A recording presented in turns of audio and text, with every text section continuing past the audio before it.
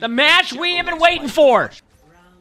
Or the Mei. I mean, we've seen the Bastion before from ENCE. Taking a look at what happened in yesterday's matches, so Kai was able to play that. Kevster does have the flexibility as a so wait, I'm gonna be honest with you. the Mei, I didn't know if the Bastion was a legitimate pick. The Bastion is a legitimate pick. So they ran this yesterday against Twisted Minds, and I said, okay, maybe they're just running Bastion randomly. No, this is a real pick by them. Cage, thanks for the 2 months of the tier 1. Thank you, appreciate it. Thanks. This is a real pick. A beacon of positivity in our community among. Your content has helped me improve not only in game, but also as a content creator myself. Heck yeah, let's go. You're the guy among. That's what we like to hear. Sparker, of course, opens up with the early pick, though. I want to say this team fight's going to go to, yeah. Space Station won that, but it was a pretty good first team fight. Yeah, I'm surprised. For Space Station Gaming, so much easier to Did someone owes 20 gifted? What did I miss? What did I miss? Did somebody say 20 gifted if they played Bastion? Side for ENCE has to look 2 different ways to heal Kai and heal Vestola. Vestola tried to step up, but Kai was permanently getting. Does someone say that? It will be Space Station capping first. Well, I mean, listen, yeah, I saw it too, 100%. There we go. Struggle to find those same angles for the Baptiste, especially when Space Station are going to play this far forward. Jack, can we get some blankies to chat for the Real Hierarchs with the 20 gifted? Thank you, the Real Hierarchs. I appreciate it. Wait, were you the one that said you would give 20 if they played Bastion? Get back into this, hitting the window on this Really aggro window. Thank you for the 20 gifted. I appreciate it. Thank you. The people that are trying to go for the retreats. There's a lot of damage from Bastion too. Got to be careful though. Annihilation from around the corner. Kai going pretty low, but Spark is in the back. Damn, SSG already starting off strong. But ENCE, give them time. You know, what do you go with? Give them time to cook? Is that the way my hip and current? But thank you, I appreciate that. I give it 20 gifted. You got rolled?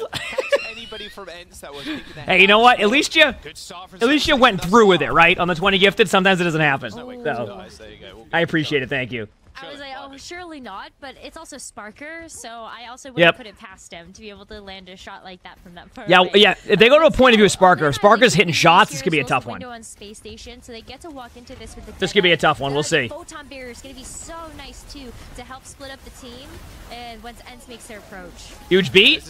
Okay, ENCE does take the first pick there on Sparker, so you know a lot of the time we've seen Sparker win those team fights. I love that Mayel, by the way, the look away Mayel chat. And doesn't even get the 11! Oh no! Oh no! Honestly, I'm okay with that though. I actually think that was the correct play. I think that was a better peel by Funny Astro, to be honest with you. And I know that's a hindsight type of situation there, but I think that was just a better play by Funny Astro than it was a bad play by Kevster. Because like you have to wait for like the freeze anyway, and you were kind of already at a low, kind of at like a low HP. You know what I'm saying? So I'm okay with that. I'm okay with that. Got to hold on to both of them. So to use them now is gonna feel so good. The boom, it just disrupts everybody moving back in, and ENCE, they've got to throw this mortar strike. No CDs for the Doom. This Bastion, it's gonna have to be something crazy, and crazy it is not. Definitely a tough first round for ENCE. I would not be surprised to see them swap off the Bastion Mei. Sparker and Backbone having two and I could be wrong. To kind of stall out the point, both in the wall and the high noon, and we'll see. Just couldn't make it happen in the end. Nice little cap, but only 10% on QTR Hero, thanks for the 8 months with the tier 1. Thanks, appreciate it. We'll see though. They might be very well practiced on it, but yeah, I feel like having Kevster. I've seen that boy deadlift. Yeah, kept up Landon, came in there with like such a strong beat. Like Funny Astro sliding into his team is just. I like the Sigma here. I do like the Sigma. This is what they were running yesterday, the Sigma instead of the Ramatra, so maybe this plays a little bit better. There you go. Okay, maybe this plays a little bit better, chat. Here we go. I'm ready. It's been phenomenal. The way that he's able to peel for Landon just means that in general, you just have way more healing on the board for Space Station. This is an interesting one because usually I don't like the Sigma matching up against the Ramatra in this part of the map. But then you have the Mei Bastion, which kind of gives the Sigma a bit more of that brawl ability. I don't even know if that's a word. But the ability to brawl a ton. But this play by Backbone to actually go behind them, right, and kind of be the backbone of the team was a really good play. Kai does get 2, though. And then Sparker, again, gets his multiple picks, right? My mic's a bit loud. Is there some clipping? Sure, I can back it away a little bit. I'm just getting close to the mic. Come through, Rose. Like, it's a very easy go sign, like a green flag. I was just getting close to the mic. Is that better? Moving forward, and they just pin everybody in the small room. Now, this is something I wanted to see for a long time, and I think everybody's going to be happy with this one. We have a Reinhardt sighting. Chat. We have a Reinhardt sighting in a match. Yep. I'm so pumped. I mean, like, now keep in mind, if anybody wants to know, why are they going Rein? Because everybody's going to go, they have a Mei Bastion. Why would you go Rein here? Right? Why would you go Rein? Let me explain. All right? Yeah, unfortunately, Rein does one thing. Let me explain to you. All right, the reason why you go the Rein is because of the Sigma. That's why. You're not worried about the Mei. You're not worried about the Bastion. You're worried about making the Sigma kind of get like, take them off their back foot. Problem is that there was a window, so Rein fell over immediately. But that is why you're going that comp. Is basically you're going Rein to like prevent the Sigma from getting all this space. Reinhardt is actually a counter to Sigma. I will say I'm curious to see how it goes, but if there's one player who can make Rein work in matches, it's the player who was playing Rein all the way through OWL when everybody else was playing everything else. So there is a team that can do this, in my opinion. Investment was finally worth something. And it's walking away with 57% of this point, and they still get to come in. All right, I'm ready. The dirty combo, the Gravitic Flux, and the Mortar Strikes. Oh, yeah. There's no sound barrier here from Space Station. Ready? So there's not really a good way for them Set. to be able to There's the forbidden combo. There's the combo. So the combo right there is the Bastion ult, Sigma ult combo, and then they survived that, won the team fight. Are you kidding me? Chad, are you ready? The chaos was ensuing on the point. I mean, Kevster can, are you ready, chat? As good as dead. I mean, it could have used the Blizzard, but that fight was pretty It's much time. over as soon as Crimo I'm excited. I get to say big slam. used and found no kills. I'm so excited. That's a miracle they survived. We can say big slam. Get ready.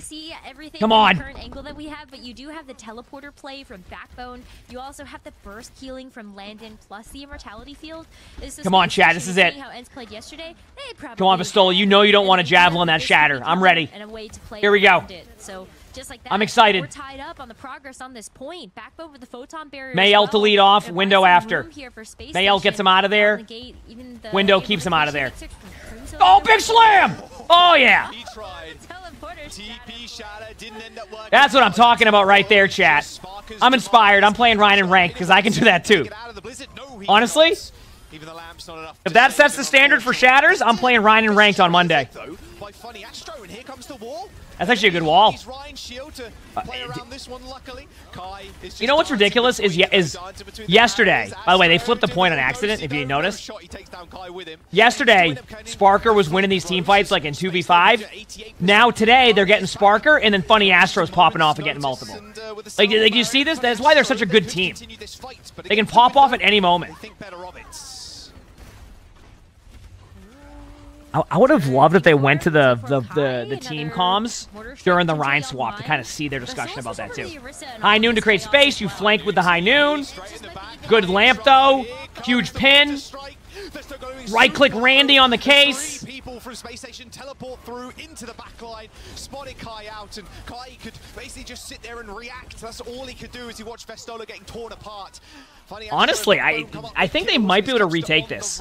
Funny Astro ain't gonna let him get like a free touch, but I think they can definitely retake this. Yeah, that was a huge hinder too, by the way. Oh. Ooh, on the run. Sorry, I was so excited about that shatter. Still maybe able to come in and get the touch. Kevster's also switched over to the Tracer. Here we go. To be able to have that mobility as well, and everybody's on the fast heroes on it to get back and hope. Yeah, this is going to be like 50-50 for a bit. I mean, it's going to be window by Space Station, but when do you window? When's the correct time? Good morning, Katie.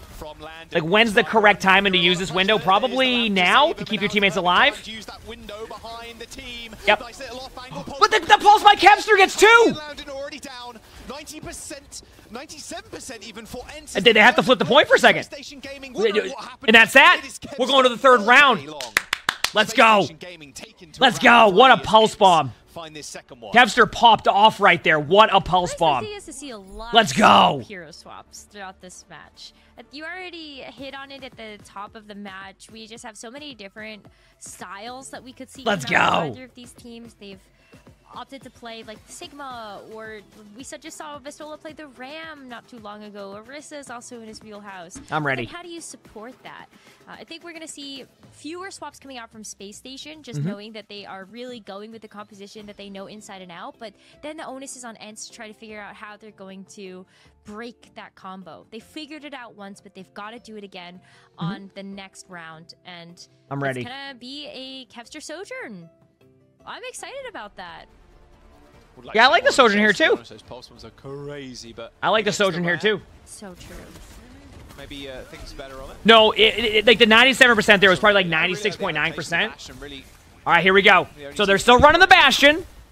They're on Sojourn now instead of Mei. Space Station's on like this Sim TP comp we see sometimes. Aggressive, that being Space Station with the TPs here, because Ryan pretty good at like surviving on a TP flank, and you can just jump on somebody. Teleport. Yeah, I kind of like the TP play because you can kind of take away the off angle that's really dominant. Like what Kevster's trying to do there is you take an off angle and you make it harder on the tank, right? It's just a good play. So that's why you're seeing that. They do give up the point early, but if they get the trades, it's worth it. They do get the trades. So it's okay to give up 10, 15%. It's okay to give up 10, 15% to win the team fight and the alt charge economy. They gave up 14%, not bad at all. All right, next we have no ults coming up. Actually, we have window coming up. It is a huge window advantage at that. So I think the timing that ENCE wants to look for here, and don't laugh at the combo, I think they want to do a window Bastion grenade combo. I think that's what they're trying to do. So they're going to wait on the shield, and then they're going to window, and they're going to nade through it. Okay, they use their nade early, but now they window. And then they just roll the tank. There you go. Yeah. So they instead of leading off with the window grenade, they grenaded in and then window. So a little bit off on the timing, but a very similar strat. And then they back away. So now they're going to back away all the way back. The reason why you back all the way here is because their team benefits from brawling and playing close. ENCE benefits from playing further back. So they want to play further back. They want to break shields. They're going to use Sojourn Ult the moment they get it. I think they might save Bastion Ult for the Sigma combo if they do need a retake. Space Station will lead off with either a TP play or a window. Probably a window is their safe bet, but we'll see what they do. They did do the TP and then the window. So, you know, we're getting the right idea, just we're flipping how they do it. Really good disengage. Now expect the Sojourn Ult from Kevster. This is to buy some time for the next combo they really want to run. Space Station's going to disengage. They're going to come back in with their High Noon teleporter play or a Sim Wall, depending on the ult charge percentage. Then, if ENCE survives that, they're going to use their beat. Actually, they're going to use their beat first. Then they're going to do the Sigma Bastion Ult combo, so you're going to hear the Bastion Ult. They're waiting as long as they can. It didn't get anybody really with the ultimate, so they're just going to delay. That is going to guarantee getting the BAP low, but they don't actually get him. Yup Rock. Kevster gets there. That means they're going to be able to get the Ramattra pick in a second if they can get down there in time. Crimso's going to back up. They're going to wait. They're going to come back in with window if they think it's winnable. They might not come with window yet. They do pop window because they have an off angle. They're going to get the trade, but now it's just a 1v1, but there's Sparker hitting shots. They get the point. They're coming back as Rein. Rein's the only one who can really touch this. They're going to wall for the Rein. And BAP's there too. Okay, so they can touch easily. Actually, they might just be able to flip the point. ENCE is going to back away. Yeah. So now they have the window high. I mean, they have the High Noon TP play they do all the time. Like all the time. Before they make their next move to pounce. I mean, look at this. They've got no ults. They know Hardy's down below too. They have no fear running up on this. Yeah, they did this because they're out of position. Oh no. Great job, by the way, by ENCE recognizing that. They recognized they were massively out of position. Oh, wow. And just like that, ENCE takes the first map, chat. Great job. But like at the same time, remember how yesterday I mentioned like Sparker was like doing a great job? We're like, okay, we're gonna see you play the right? Rush. It's just remember how I mentioned like Sparker like did such a good job yesterday and was like winning team fights they shouldn't have been winning? That didn't happen in this map. Sparker isn't playing bad. Sparker is not playing bad. Keep that in mind. It's ENCE is doing a better job of denying Sparker from having those pop-off moments. Do you see the difference now? They're recognizing where the issue can be, and they're eliminating that issue as much as they can. And that is why you're seeing a map like that. So Gonna have to be a slight adjustment. I think what's happening right now is SSG is actually taking it a little bit too slow. They actually kind of slowed down their gameplay. So this is kind of the... You can see it in sports. You can see it in Overwatch. Sometimes you play into the way that the other team wants you to play. So they need to look at that. They need to be like, okay, we need to play this. Don't be surprised if they bring in, is it Psycho as their other DPS player? By the way, this pickup by ENCE on Chase was a great pickup. Chase is a great dive tank who can play main tank very well. Main tanks like that Reinhardt, Winston, Orisa if you need it. Pistola's strength really comes through the D.Va, the Sigma, I mean, probably the Zarya. Heroes that are a bit more what you would consider like the traditional off-tank, Ramattra, what you would kind of consider like the off-tank style. So Chase comes in and plays more of those Winston Ryan that they need. It was a great pickup, a very smart pickup. I forgot what team Chase was on. Like Chase was on a team prior to this, and Chase played... It might be difficult as a tank who's Chase played very well for that team. Was it Exy? Exoblivione? Yeah, Chase was very good. So, very good pickup for their team and can kind of like...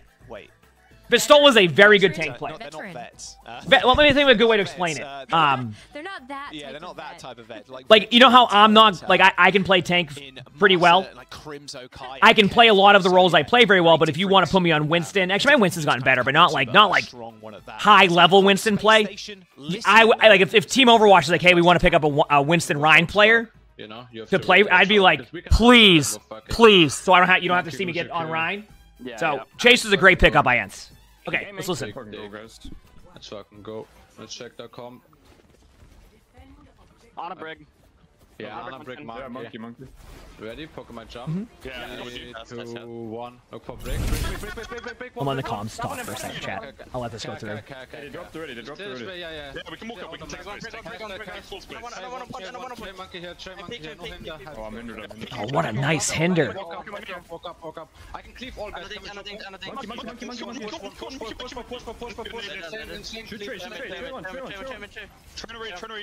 Turn away. Go on my next timing, guys. Go on my next timing. All of them. Touch point.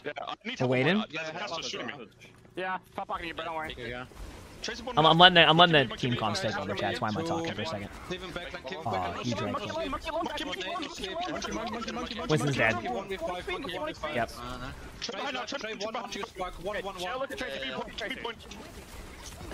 Ooh, that's a good nano on Kevster. Nice shot by Sparker, though. There isn't much of a retake. They can't retake. They have to run away. They just can't retake. There's just no way. They have no opportunity. They use nano. They can have pulse rally. Queen Valkyrie, thanks for the 15 months of the finish process. Thank you. Appreciate it. Thank you. Going back. I'm loving Any this. decisive call in there. You wouldn't really expect anything more. Really, Yeah, good comms. Station, or anything less, I should say. Astro calling the Well, ultimates. to give you an idea, when I told Team Overwatch, like when we first started the team, that if they want to also pick up like a main tank player, I have no problem with that at all. And I think it was Applying Custom who said no, it'd be funnier to see you on Ryan. So that's where my team is at when it comes to really min-maxing our roster. Okay? I just want to point that out. I gave them all opportunity to get a player who can play that main tank role. I will sit there and I'll be the best teammate we can be. Nope. They said it would be funnier if I was on Ryan. Okay? Just getting isolated from the rest of his team as those supports were just not in LOS. So, I just want to point that out. DPS as Chase takes care of Astro. And sleeping Winston. Oh, huge right clicks. Very dead, Huddy. Sparker trying to make this one even, but kind of in no man's land at this point, as I think the payload should stop. Pretty good job here. It's not uncommon to have the defensive team stop here for like a minute or two. Now it comes down to map control. The rest of this part of the map is map control. See that objective? A lot of it's going to be irrelevant until they can get the high ground. When I say by irrelevant, they're going to put a tracer on the card to kind of contest it, right? You want to do that. You want to get more, like, the card there. But it's going to be about methodical high ground taken, get their back line, pressure them off the bridge. That's what they have to do. If they don't do that, they're going to get stuck over and over again. So. Maybe you spent Sparker or Psycho back there, but at the very least, like, in that last push, it didn't really net in a whole lot of progress, but you did get the rally out, and you still... Are we scrimming anytime soon? Well, we have matches next week, apparently, so probably. It's time for Space Station to push that objective. Floor pulse, all good. Yep. You're chilling. Took him off the bridge. They're going to have to pop Winston out, which is it's a good ult. This is more of a survivability ult than it is anything else. See, that's why, like, Chase is jumping back and forth. You also accidentally contest the cart during it, too. So it just gives you a little bit of opportunity. It's not really a wasted ult. It's kind of what it was, like, necessary. Pretty much everything that Space Station can throw at you. It is just necessary. Good high noon by Sparker. I mean, they're just going to get him off the point. It's not going to matter. They win that. Unless there's a really good Kevster play here, yeah. This has been pretty much textbook dive by ENCE. If you notice, they're not, just to give you an idea, like, if you hit the scoreboard right now, you're going to see like 7 limbs total. They're not, what they're doing is they're not sitting there and they're taking, or Space Station that is, sorry. Space Station isn't like sitting there and just like taking, they're winning like just a bunch of like immediate picks. They're just being methodical in their play style. They're taking map control. They're taking the areas and then they just collapse on them and they win. That's how they're playing. Now, ENCE has now made the swap to Ramattra on third. This is a good swap. This map plays more like third point Dorado. You know, any third point. You go a little bit more of like the less dive-centric comps, and you go more of like these comps. They are an Ana Brig that will swap it a little bit. They're going to lead off with a Nano, probably onto either the Brig or the Ramattra. I'd say go Ramattra on the Nano. Based off of the HP, they're gonna Nano the Ramattra. But this Nano boost is still also powerful. He needs to apply it at some point. Yeah, by the way, I want to point something out right there. Trusting in Master to keep him alive, especially with that rally. ENCE is like Crimzo's team made that 10 times more difficult to get that Nano off. I want to point that out. They all were like, I'm going to run in front of your Nano. I hope you, like, it was, they made that so much more difficult. Bionade doesn't hit the same as, like, AoE healing. It certainly does not. High noon time. In a lot of cases, you want to still use a Bionade to get those big purples. But, you know, ENCE with the Nano into Chase, like, they're going to have this Annihilation. So Hadi's going to go right in with Winston in about 3 seconds. They're not going to, they're just getting the cart to where they want to go. And then they're going to dive up and make an aggressive play. They look like they want the card a little bit further, and they're waiting on a setup time. Ultimate's ready for them as well. Cavs are trying to disrupt that now. Yep. Did that Vortex just heck that up? Wow. By the way, that wasn't even a bad like jump by Hadi. I'm pretty sure that was a Vortex that hit Hadi last second that kept him on the low ground. Like, Vortex actually did what it's supposed to do. Love to see it. Love to see it. Hold on to the Annihilation and the Deadeye as well. So this is already a ton of time that ENCE has bought off this clock. They came in with how, what, they only have 10 left? Not bad. Wow, almost instantly Demaster fall. Good. Ooh, I'm ready. Out of that one. I got out of dodge so fast. Funny Astro takes down Crimzo. Is there a match analysis? I mean, what do you mean a match analysis? I'm sorry. This is a ridiculous fight. A Primal Raging Winston versus Annihilation. If you go to my YouTube, I have a lot of really good like spectating stuff. I can't believe they try to chase down there and Chase held that. Holy crap. Space Station, I'm assuming Rein or Ramattra. Probably Ramattra. Yep. Oh my goodness. It's always so tough. It's going to be battle for the high ground now. They're going to have to take top right. You could try to force them down a cart, but I think, like, I don't think ENCE is going to let them get past that doorway. They're going to nano their Ramattra. They're going to just go right in. They're going to nano their Ramattra 100%. Well, time to do it again, because there is a You'll nano see. boost for Crimzo, and you're You'll trying see. to keep this defense alive. Sparker's going to have to be careful here. Yeah, that nano boost with the Nemesis form could be quite deadly. High noon from Sparker. That pulse bomb going wide. Even Suzu. Valdir, thanks for the 3 months of the feature prize. Thank you, appreciate it. Yeah. They actually nano cast, which I didn't expect, but oh, what a hinder. This is a good team fight for both teams, if I'm going to be honest with you. A little bit in favor of ENCE just because of close spawns, but they've done enough staggering. Oh, that was a huge pick. That was a huge pick. That's not good. That's not good. Oh, Kevster dying to Sparker. That's not a good death at all. Space Station coming back with reinforcements in just a moment. Chase is on Doomfist. Maybe even for a short while to see if that's going to be enough disruption here for Space Station. Goes back to the Orisa, though, thinks wiser of it. It's still going to be a bit. Orisa's good. This is a better retake hero, the Orisa. This is more of a survivability play. It gives Masa time to get that Brig ult up. It's gonna be beat first Brig ult. High noon coming from Kai in a second. Maybe a pulse bomb. We'll see. Good pulse bomb. Nice lamp, but I mean, Crimzo's going to be low. They have the Brig ult up. They have the high noon to kind of slow them off point. to be had now. They have no lamp now, so that can be a trade. Huge. This should be Space Station to take this, but if you get to no time, that's still good. Yeah. I mean, that was a good defense by ENCE. Considering they had a bad first point, not a good second point, that was a pretty good hold. 0.6 second time bank. Pretty good hold. Not bad at all. At least in my opinion. That's something. I think you'll take anything, especially with how close this match might go. Like, that's a free attack. That's a free attack. Yeah, 0.6 is like... I'll explain why the 0.6 is good here. Let's say that ENCE just rolls in, right? Like, this is basically where I'm going. Let's say ENCE rolls in right now. Just goes right into their team, pops off, makes a bunch of plays, finishes with 4.5 minutes. That 0.6 seconds gives Space Station a chance. That means that no matter what happens at all, that Space Station will have another attack, regardless. So if that went to 0 seconds, if ENCE had finished with a minute or above, no chance for Space Station to win the map.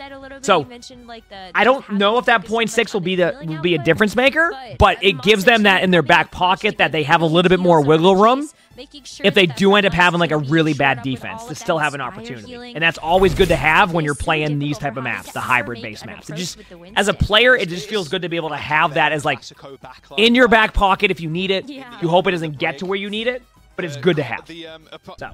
Dudas, thanks for the free response. Thank you, appreciate it. Imagine if they nano Ramattra instead of cast. It's all hindsight. I mean, they could have nanoed Ramattra and Ramattra fell over in 2 seconds. Do you get what I'm saying? Like disgusting amounts of healing. Like, so it brings back tears of joy. That is for sure. Watching Ana being played again with the Brig.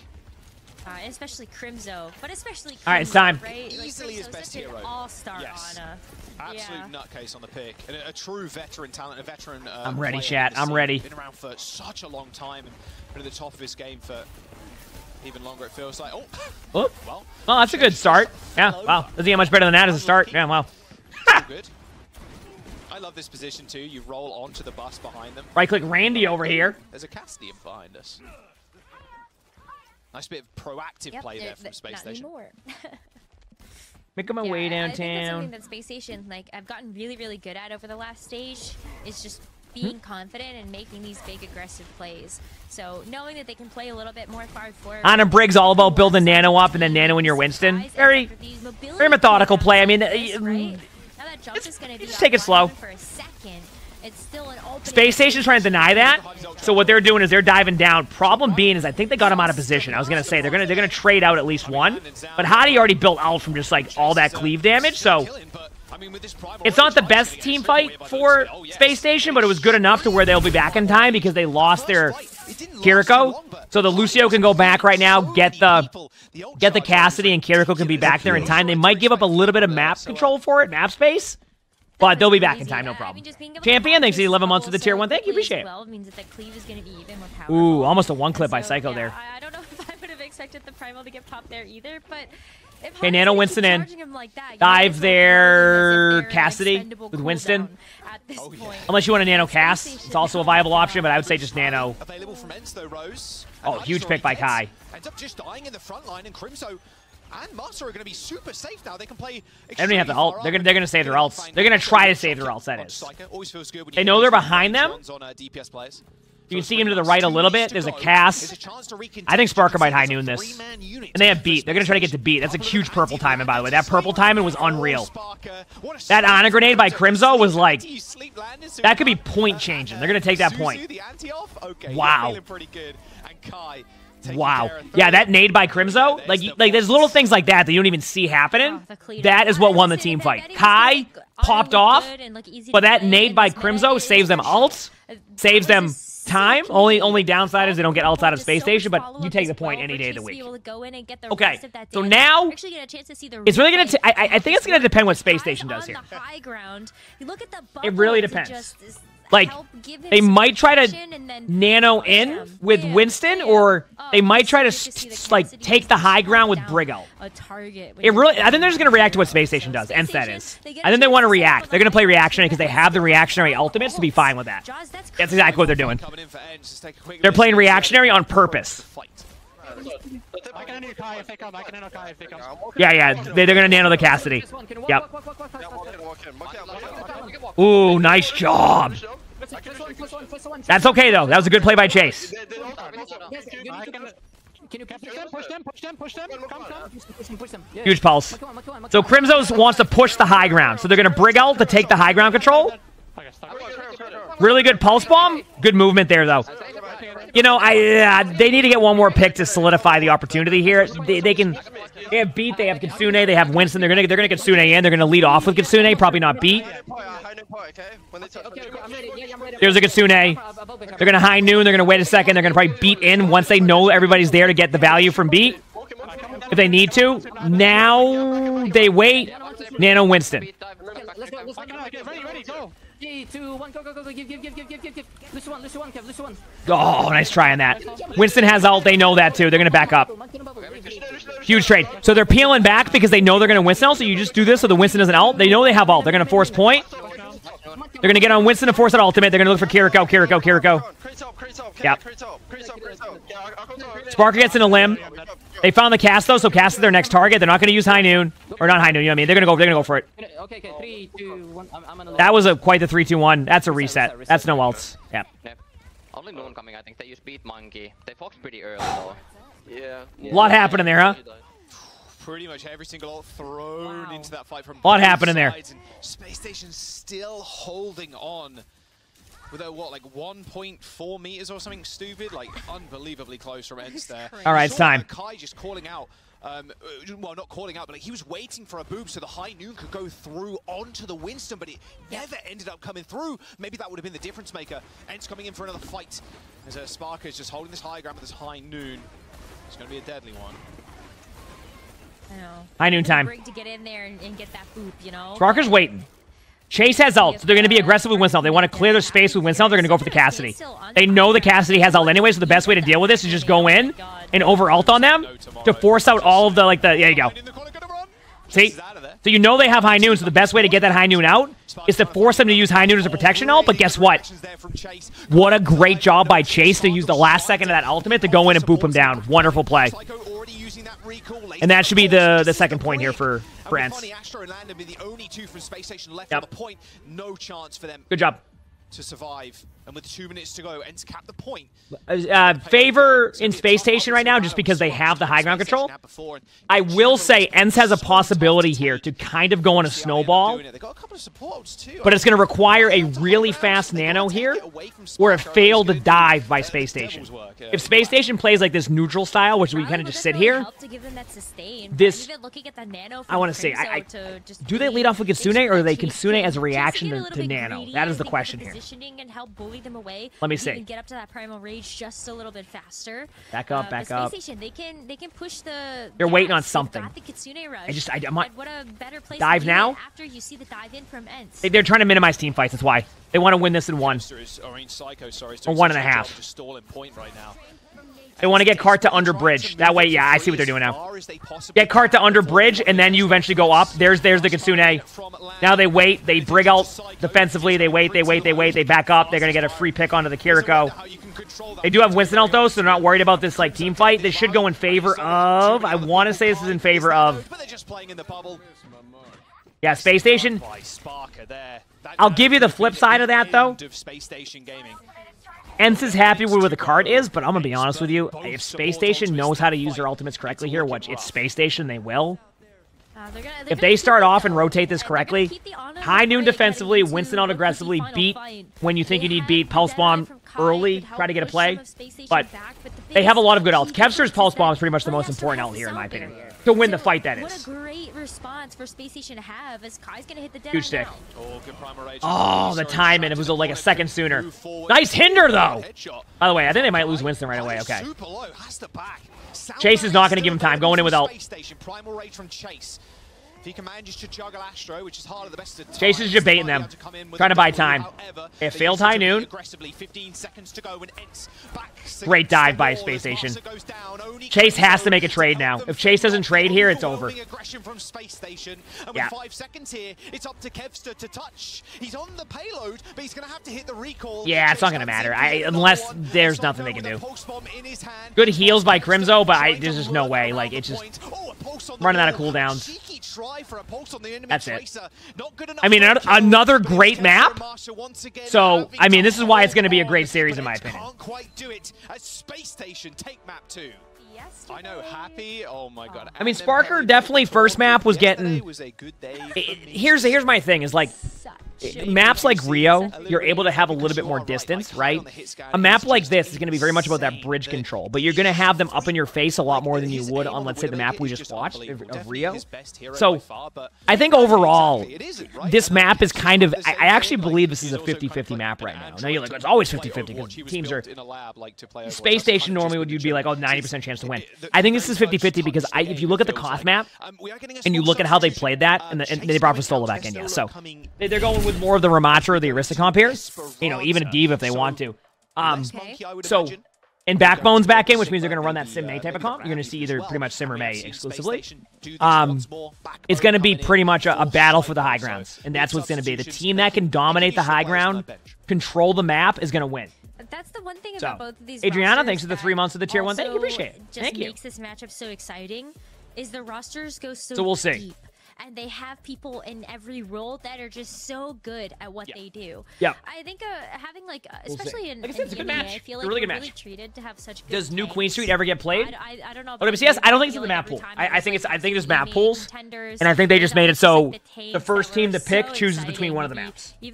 So you ban one of the push maps, and then you just you select the other map. Just knowing that you have the opportunity to if you're switch in Vistola or switch in Chase to be able to play that aggressive main tank style, it feels so good. All right, that's what we're gonna see on. I like the background there. Is that like a real background somewhere? Like, is there a city like that with that really cool background? That would be fun to visit one day. I guess you can play the Sig. Like the background up there. I bet that's beautiful. Is there? But I'm curious if that looks great. Well, with the Sim, and especially at this stage in the competition too, I was thinking. You got a bag of Teddy Grahams? I'm going to be honest with you. If anybody here likes the flavor of salt and vinegar, I literally got goldfish version. A goldfish version? Amazing. Langu, thanks for the 29 months of the Tier 1. Thank you. Appreciate it. Absolutely amazing. I loved it. I'm going to have to get more tonight. Sometimes you got to expect the unexpected. Oh, it's one of my favorite flavors of chips, too, so. Although, I will say, pickled chips are slowly becoming my favorite chip. Because I feel like pickled chips have that same, very similar to salt and vinegar, but there's something about the taste after that I like a lot. Because you see the teleporter, you instantly to that diet, to it. You have so listen, many ways to as long as I'm within 1,800 calories of my nutrition plan, it works for me. Today I've had a 700-calorie smoothie, and I don't plan on eating until later. Right there. Once you saw the teleporter, but thought better of being able to maybe just get that tool. All right, here we go. Remember, high ground battle. But I expect to see that, Bastion May. Different ways to segment the team with the comp that ends his if run. you're quick about it too, you put the wall on the TP. Good luck. There's no way you can't come through, and you're just kind of stuck. On the other side, we'll see how this goes. Sim, who's trying to off-angle, trying to get some big right clicks in, soften people up for Sparker. It's a bit more difficult to do that once you're walled off. Speaking of walls, good start, Sparker good wall. Overstaying is welcome by the looks of it in the front line. And then, remember how I said earlier, on Rio, Sparker has more space to be able to work and make plays? Do you see the difference right there? Now, this is a very winnable fight for either team. But do you see what I'm talking about? How oh, actually, I feel like they're on their back foot now.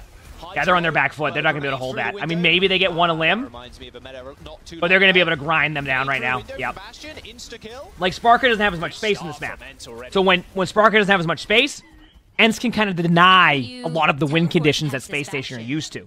So this becomes more about really good, solid map control, and it comes down to the mechanics. Because Sparker's going to hit shots, Backbone's going to hit shots, Kevster's going to hit shots, Kai's going to hit shots. And now, if you look, Sparker has changed to Ashe. And a lot of the reasons why Sparker's changed into Ashe is to play that distance. You feel like I'm rooting for ENCE? I'm cheering for both teams. What do you mean? I'm breaking down how the match is going. Good TP play. But this is why. Do you see what Sparker does now? This is creating space for Sparker. You see what I'm saying? To play that angle. But unfortunately, ENCE is starting off really strong right now. But that's why it's happening, because you can't play the Cassidy to get that range, so they can follow up. Oh, this is a really hot start for ENCE, because they have Mei ult now too, so like if they flip the point of them, they can Mei ult anyway. They're going to TP back with Backbone and Simwall, but like they can get a good Mei wall here. This could go to 100 meters. A teleporter for Backbone on the left. They're going to put down. Yeah, there's the Mei wall. Here comes the Blizzard. Hardy just dodging out the way on the other side of the wall. Wow. Healing, no support. They can Mei wall in 3 seconds if they need to here. Like if they don't want to like deal with them, they can just Mei wall. This is going 100 meters already. Yep. On to Rein now. Rein against Sigma, that's why. They do have beaten window, though, so they're going to try to take window control top left over up there where the Sigma is. They're going to window from up there. They keep the Mei on the cart because the Mei has the survivability if they get dove. Really good job by Space Station recognizing this. They still pop the window, and then they get a trade on Landon, and they're just going to have to back away. They're going to get to 115 meters now at least. Great Mei wall. They're going to be able to follow up on maybe the Rein. Good job by the team focusing on the middle. Go back middle here now. They have beat. Okay, they're going to get a really fast window here. They know they need to stop them now. There's going to be a window in about 3 seconds. But it could happen. I mean, I don't want to say never because they waited. They're backing them up now. No window. Over the last couple of days, in fact. Kai dead. There you go. That's great pick. Great pick. And there you go. So they've stopped the snowball. I do want to point out, chat, there's 6 minutes left. This game is far from over. When you make a lot of hero swaps, you have to fall behind an ult. ENCE went through their ult rotation. Look at Space Station now. This next fight's really important, though, because if Space Station doesn't win this, it gets to about 4 minutes on the clock, and you can kind of play the stall game for about 2 minutes. After that, and you run out of time. So this team fight is very important. Don't be surprised to see a Bob lead off. They're going to go high ground. They're going to have their Rein. Hardy's going to stay up there. Might go for a shatter first because the shield's got used. Good wall to block him off. Big slam with a window in front of it, so they're going to be able to follow up easily. Yep. Great team fight. Great team fight by Space Station. Okay, now they're going to use Bob to kind of disrupt wherever they go. Whatever way they go, they're probably going to Bob that way. There's also the option of Bob in the opposite way of where they go, so that way you create the distance, Bob gets more value. But that Bob AoE damage, especially in like pro play, can be so good. Not even the damage, like the disruption. The reason why they're playing close is they need to deny them space. They need to get cooldowns out. They're controlling the high grounds. They now have both high grounds, which is clearly advantageous for Space Station. So, there's the play. Here's the disruption, Bob. Oh. No. Oh my. Uh-oh. Uh-oh. For anybody who doesn't know what just happened, Sparker used Bob, Backbone used TP, Bob ran through the TP and went to the opposite side of the map and got 0 value, in case you're wondering. So Bob runs through a TP. So Bob went through the TP all the way to the other side of the bridge with no follow-up. But remember what I said, chat. Just because they got dominated in the first minutes did not mean the game is over. And I was, to nobody's surprise, Vistola has to swap. So what they do is the Rein swap gets them off the comp. Right? We've seen this happen multiple times now. The Rein gets them off the comp. ENCE now has the cards in their hand where they now have the advantage against the Rein for now. But Space Station's denying that space. So it's going to come down to these windows. A better window will win. Maybe a good Mei ult by Kevster. I wouldn't doubt if they try to use it early so they can get good follow-up after. But right now, they're going to try to do this. Great window. Both BAPs go down, though, so both windows were used. Kai is able to follow up. Great charge, but I think this goes in favor. I don't know if Vistola knows he has 4 HP. Great job by both teams, and now we have a game. 112 meters to 81. I don't know who they got on ENCE. ENCE should take a left here in a second to take the high ground, but they might not be able to contest it, so they might just wait on cart and try to use a good Mei wall. Okay, they got the checkpoint. Sorry, they removed the checkpoint. Now they're going to be in like a kind of a middle ground. Kind of a reset. This is kind of almost a reset at the beginning of the game. TP shatter play, where can they do it? I don't know. Who can they shatter? Maybe they shatter in front of them. I mean, they're just in front of the Rein, so. Big slam! Where's this teleporter? Wonderful. Shatter into fortified Orisa? Yeah, it kind of weaved itself around. Lucky he got one, but there's no follow-up there. Kai now popping that turret. Ooh, bashing out in a second. They're going to go for it. Bob flank! I love this idea. I love that idea. They did get the ult off, though. I don't know. I want to say this actually goes to, yeah. Goes to Space Station. Good play by Sparker. I love that. I love that. That was a very smart decision. But All right, Space Station they need to Gaming take high ground for now. They're gonna go for Get all the way force far forward right high as ground. well I as think. soon I as think they're gonna try to hold it here, but they want to get see where Sparker's aiming. That's their end goal. They want to get to there. They're just trying to deny that space now. They also have to wait for the teammates to get back, so they get to play this high ground for now, and they have to back up at a certain point. Hadi's going to push, but then back up. Well, back to where we were before when the bots are around Now, the corner. there's a spot here where Crimzo and Landon. ENCE is going to Second kind of round, slow though, play there's this that too. photon They meter recognize from that they don't really have to take the battle. Decision has a defensive tool They to have the have, lead for especially 2 when Hadi's gonna minutes. be set up So on the this reason why they're not space. going to the point right now is because This gives you they're so in much more a space to work with. they're at a Far disadvantage past if they a lot push of past that that choke, right? action There's damage, no but point to they're do it. waiting for So they're going to play here. They're going to space wait. be They're going to ready. wait. They're going to go in. They do have a result. They're waiting it out now. The call is to back up. They're going to window. Ryan doesn't know where to go just yet. They have a Risk ultimate. They're going to go in about 5 seconds with the Risk ult, maybe even sooner. There it is. Huge ult, gets the elim. I'm going to be honest with you, chat. I'm pretty sure that Funny Astro just got their BAP killed. Do you notice the Orisa went flying? I think that's because they got booped really high into the air. By the way, this isn't enough for the lead for Space Station. They won't have people there in time. They're getting as much car time as they can, but they have to back up. The moment they see somebody, they're just going to get out. Oh, they can't take the distance back though, because the ENCE has already beaten them to this corner. Visola, the spawns are just going to be a little bit closer. May ult. But already forced to use spear spin to get in. Oh, they do have a Bob here. That's a good call. Good May wall. The May wall is there just to buy time too. Oh, what an ult! Oh, what an ult! Nothing left to save Hardy. Unfortunately, Bob still comes out though as they've ended up trading a kill with Kevster. Good TP break. It's a reset. It's just a slight reset for both teams. What a pick by Sparker. I think it's Masa has beat, but Funny Astro had it first. Pistola's gonna go down. Space Station's gonna take the lead with like no time. They're going to take the lead here. Wow. Only 39 seconds to go. Space Station have made a comeback. Hardy's going to join the team in just a Remember, moment. chat, I told you it wasn't over earlier, remember? I said it wasn't over. That's really going to save them from the onslaught of Space Station Gaming. Yep. Oh, I mean, they do have the mortar. Big slam time. Hide around the corner, wait for a time, and try to get gold out. They're going to probably call get gold or javelin out, and then shatter. This is going to be final fight. Is this Earthshatter going to be enough?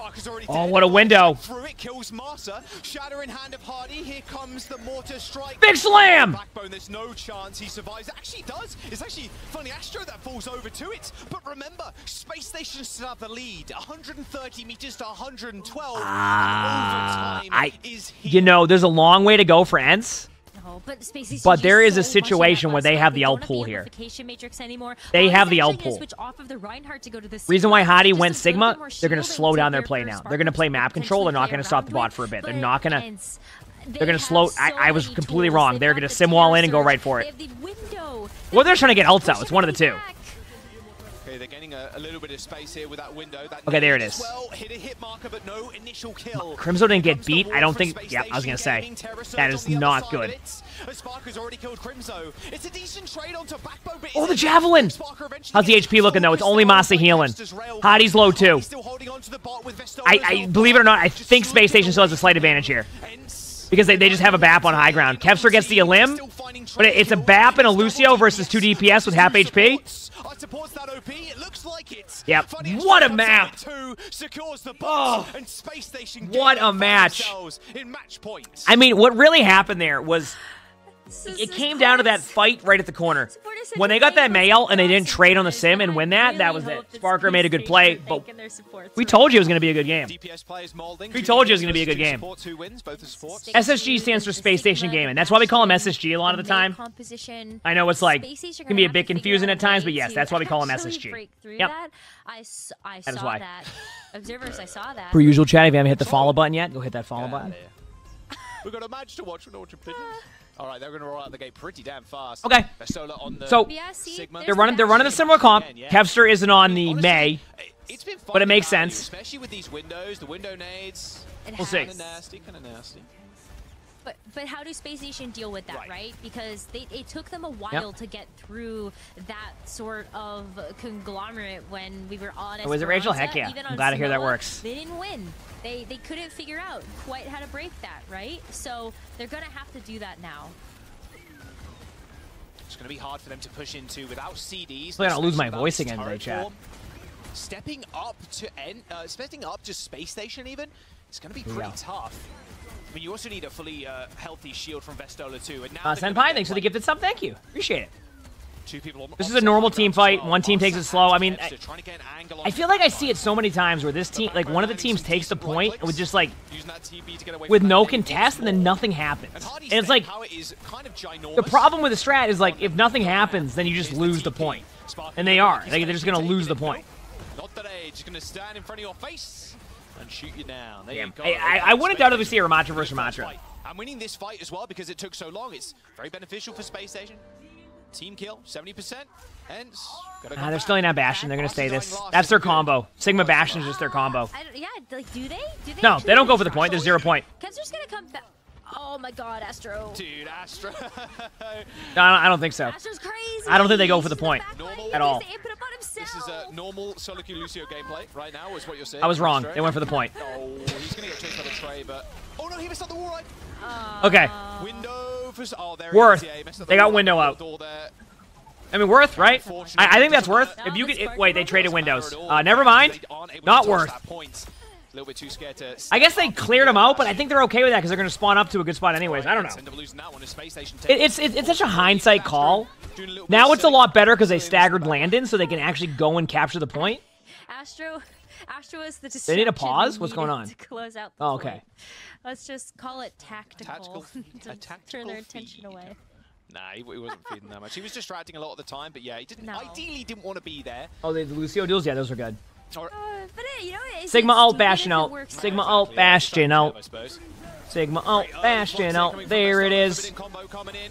Pulse bomb on the ground as well. I mean, that's a lot of ults. Like, they use the pulse bomb. You know what? You know what the combo is? It's almost like kind of like a slight all-in strat that you know you can win in the right scenarios. But we knew that was going to happen. And they still die. Like, we knew that was going to happen. Ent's pretty mad, I'd imagine. They end up switching actually to Vestola. They're going to Ram instead now. Remember what we said, Chant? Okay. So Ram. This is the correct choice. I think for Ents, this is the correct choice. Can kind of come back into this though. They're giving up a little bit of map control, but like Vestola, yeah, they knew that was coming. Good play. Yeah, you're gonna look at that and go, why they get off the point? Why they do that? They wanted to debate the wall to get the wall out and then go back in. It's not ideally how you want to play it, but like you're gonna get rolled. Ooh, look at that flank play. Oh, this is gonna be a. You should go to Space Station. There's no way they saw that coming. Forced out from Crimzo. Actually. Or by Crimzo, and here comes the annihilation. Good little boop. Kai without any turret form now. They're gonna have to rely on this. You know, I'm gonna be honest with you. Hiding a little bit too scared to get around this corner, and then halfway through the fight, end up capping the point too. I was surprised not to see the Ramattra out there. Oh, a little rough. Was that? Am I wrong? But I feel like. Really bad for Hardy. I think the Ramattra would have team wiped him. I legit think that they would have just team wiped him. This is gonna make it straight up. Because like they were low, they lost their cooldowns. I think they had a team wipe there. Now Ents is in a decent spot. I mean, Space Station's gonna have a window, so they're gonna lead off with a window here for sure if they feel like they can win it, which is exactly what's gonna happen. So high noon window TP play probably. No. Let me rephrase the Ramattra. Space Station can throw at this fight. Okay, it's the Ramattra like in that timing. Do you get what I'm saying? I'm not saying he didn't Ramattra. Maybe I worded it that way, which that's my bad. But like, it was like the timing of the Ramattra. If Hadi had used that ultimate right when they were at that corner before they turned over there, they just don't win that and they give it up. Or they have to over ult even more. Does that make sense? I hope that's making sense. I can show you like the next point now. I could go back and I could technically just rewind as YouTube, right? I'm not gonna do that because I want to watch the match, but I can show you like maybe right after this one. Will I be a DreamHack? I don't know yet. Chances are probably not. I haven't had any confirmation if I can co-stream there. I haven't really heard anything since my guess is no. That's my guess. A lot of this damage that Space Station have to take is very front to back. No, this is live, but you can rewind YouTube live streams. Huge pick by Kevster to start. They did go with a TP High Noon play. Doesn't get anybody, but does enough to get up some cooldowns, so you can argue that's still pretty good. Their Tracers. Oh, what a hinder! Window. They need it from. And Kai, a second kill for Kai in the fight, and Hardy's not going to survive all too long. Sound barrier coming in, but still, look at that chunk damage from Kai. Even then, like, barely. Perma blocking, annihilation after Nemesis form. seeing the extra survivability. There's the window already used. Sim wall coming up. Funny Astro getting focused out. Here comes There's a sim wall. Pulse Bomb Station, gets but some damage in there, which is pretty good. It looks like they might trade this and win it. Very scrappy fight. And both of these teams aren't necessarily known for like their extremely scrappy fights. If you're wondering what they're doing right now, they're trying to stagger Landon to buy as much time as possible. Not good. That's just the strategy. That's why you see them do that. So you were hoping, I think, with that, like the photon barrier was just like at an awkward position. why didn't SSG disengage there? It looked winnable. I mean, if you look at the HP of Ents at times too, Ents was really low. Sometimes those fights are winnable, and like they're totally hindsight fights. Like if they go in there and win that because of that, it's great. If they don't, then it's like, oh, why did they go in there and win that? You know what I mean? It's very hindsight based in those type of situations. It's just nothing you can do it there. There's both play calls are technically correct. It's just one of them might have a slightly higher percentage. Yeah, I was gonna say didn't get any damage with that though. I do like Kevster being a little bit more aggro there, trying to pressure their window. They're gonna lose that team fight anyway. All they need to do is build up their next window, and they'll be happy. So they need one team fight to win this one. And still get 99% though, as Space Station do win that fight with an initial kill onto Crimzo. Yeah, sometimes you need to babysit the Bastion too. Like if Crimzo going down means the user won't have the healing as well for Kai to stay alive as long, and Masa is just not gonna have the same type of healing impact if you need to go peel for somebody else. So we're gonna end up seeing chat over here with their classic copy pastas. Already with 99% though on this flashpoint. Don't have a whole lot that they can work. Listen, chat, if you really want to piss off the mods, just say just type mods. Good or our to crap. Keep that at bay. Space Station still with the Deadeye, and now a sound barrier from Funny Astro too. Yeah, nice stuff. I can't confirm or deny if anybody will get banned. Good luck. In trouble though in the front line. Didn't quite get the memo. The rest of his team were backing up in Space Station Gaming. That's a good stick from Kevster, but Backbone's already done. This is such a close matchup. Ents wiped from the points, and that's a cap for Space Station. One more point to go to lock themselves in the finals tomorrow. One more flashpoint, a couple of ultimates that they get to work with again, and as we head over to what this next one's going to be, that photon barrier. Here we go. What a great way that Space Station has been using these to help split up these fights, and with what is left. I'm looking at this now. I mean, the Sim wall's good. They're going back to that May. I kind of like the May swap, but I think Sim wall to start this. I mean, OWCS isn't over tomorrow. This set of groups is, and then the next matches will be at DreamHack Dallas at LAN. Good beat by Masa, but a really good wall they have for Montreal. They're going to use it this time. I was going to say, there was a zero... There was no way that Hadi was not going to use Ramattra ultimate after that previous fight. There was no way that was not going to be used. Which is crazy. Space Station get the cap. It's just so wild to think about that because sound barrier, you DreamHack's end of May. You can go, oh my god, that could be just a fight winner. If you have enough sustain, especially when you're trying to amp up your very own Ramattra burn Annihilation, you just go, yeah, like that really should be a fight win with sound barrier advantage. But we're gonna see another switch up. Okay, here we go. Space Station have control at this point, and Ents' backs are against a wall. It's gonna be back over to the Sigma here. I'm gonna be honest with you, Space Station, they have they have control of this map right now. They're gonna window this. They're gonna buy time. Even if they disengage it correctly, like it's, that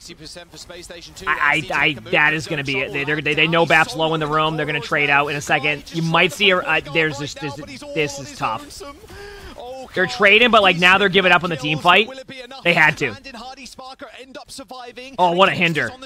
He throws down the Blizzard. Can Kevster make the hero play? He ends up freezing Hardy, but has he got the damage? No, he doesn't. Sparker comes back, and that had to happen. In case you're wondering, that May ult needed to happen. To the point, even Vestola jumping onto the Doomfist, but it's a 4v1 and a Doom and a Lucio against him. Oh, are you crap? Heck yeah. Wait, he kills Astro. The lamp comes in for Crimzo, instantly deleted. But overtime is here, and the Ents don't have the numbers. Kai can't even use his ult. Why did he have to ult out there? Because he had to. Because they weren't gonna, they can't get to the point, right? So you might as well just go for an elim.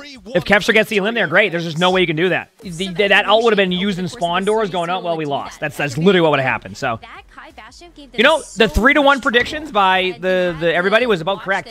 Ents had every opportunity to win. And I think they have some stuff to go off of right now, but I think that was a pretty good jump. Yeah. All right, so nobody's surprised Citrus Nation is going to run a risk. Really compelling LG's on the Sigma comp. Okay, this makes sense though. I wonder. A lower quarterfinal that we need to resolve, and like was mentioned by they're running the Ashe. Are they actually running the Ashe? And the reason why I asked that is because we saw Space Station running the Ashe earlier, and that was the first Ashe we've seen in a long time. So that sparked the idea of them running the Sigma Ashe comp here. We'll see. Just love the Orisa setup, man. We saw it against Pirates in Pajamas. They really got a lot of mileage out of this.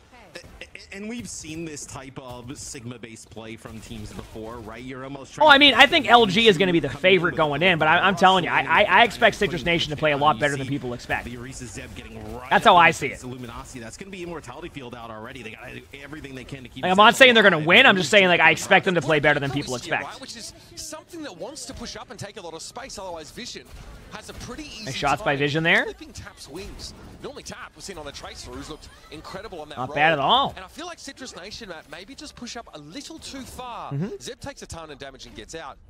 But I think here we go. Neutral or Jacob, rather, they got caught. Well, when they pushed in, actually, Vision. Why did they run Ashe instead of Sojourner Cass? Right, so he's not even there. It's just like because I don't know. That range, they're not comfortable playing Sojourn as much against lethal Sojourn. It could be things like that, right? Where you play more to your strengths rather than the other team's strengths. Right? So, I mean, clearly they've made a couple changes that we saw from yesterday, so we'll see. No risk of getting grouped off without ability available, but look at that. They managed to Did any OWL players again? There's a few that were in OWL in this game. More on LG side, I'm pretty sure. But yeah. Keep in mind, if there's a map of Nepal that is not good for the Orisa comp, it's this map. This map is where I do not expect Citrus Nation to have the best round if they didn't win the first team fight. It's just not. This is a very Sigma-based map. This map has always been that way. You combine that with like the long-range poke damage from Ashe, etc. Like you're gonna have you're gonna have a game like this that's a little bit, I guess, closer or whatever. So yeah. Target for the hit scan to pick off. We shall see. Tap has to play awfully safe here for most of the map. Staying out of those sight lines of Vision is not going to be easy. You can see where Vision is over just by the stairs on the other side of the room, and Tap's forced to play these really ult in 10 like this to get damage until they're ready to actually dive. Citrus Nation, they'll be getting the what makes Sigma so good in these maps? You can spam. You see how that right alley right there is like a very small area? Sight lines that are straightforward and also like that are very beneficial for Sigma. Like very beneficial for Sigma. Also, Tap just got rolled by the map. Did you notice that? Okay, LG is going to wait. They're going to use their beat, and then they're going to go with the Sigma ult right after if they feel like they need to. I mean, it's going to start with a point touch. I think they're definitely going to commit the Sigma ult. I think that they realize this is kind of an all-in situation. What a javelin, though! Wow, that javelin by Zeb just turned that fight. What a play! Because that would have killed the Sojourn 100%. Losing the Lucio. Now they have B coming up. They have a Orisa ult, so this is interesting. This is very, very interesting. Yeah, I think the reason why they don't want to go up there and take away the space from them is because they want to control the map more than they want to go in there. Zeb's going to ult. I mean, it's the most obvious ult you're going to see there just because like Zeb has to, but good flank strategy here. I don't mind this play. Sigma's dead. The shield doesn't block any damage there, so they might trade though on the Orisa, and that would not be ideal. Because if they trade on the Orisa, then they can go for the Sojourn right after, who's also low, so this is a really interesting situation. Yeah, I mean, the point does flip, but it's going to be Citrus Nation who ends up taking it back. Oh, that was a good dynamite. Good beat. They're using that to get out of the map there. Tap might be out of position, though. Tap does get the pick on Squid, though. Nice. I still think that's worth a trade, though. You're in this position where they have a good window on you and you're stuck underneath to be able to go out there and get a trade. That's really, really good. They can just come back here with Kitsune if they need to, too. They're going to try to slow it down. That Bob is good. They're going to have to Kitsune now. They have to Kitsune.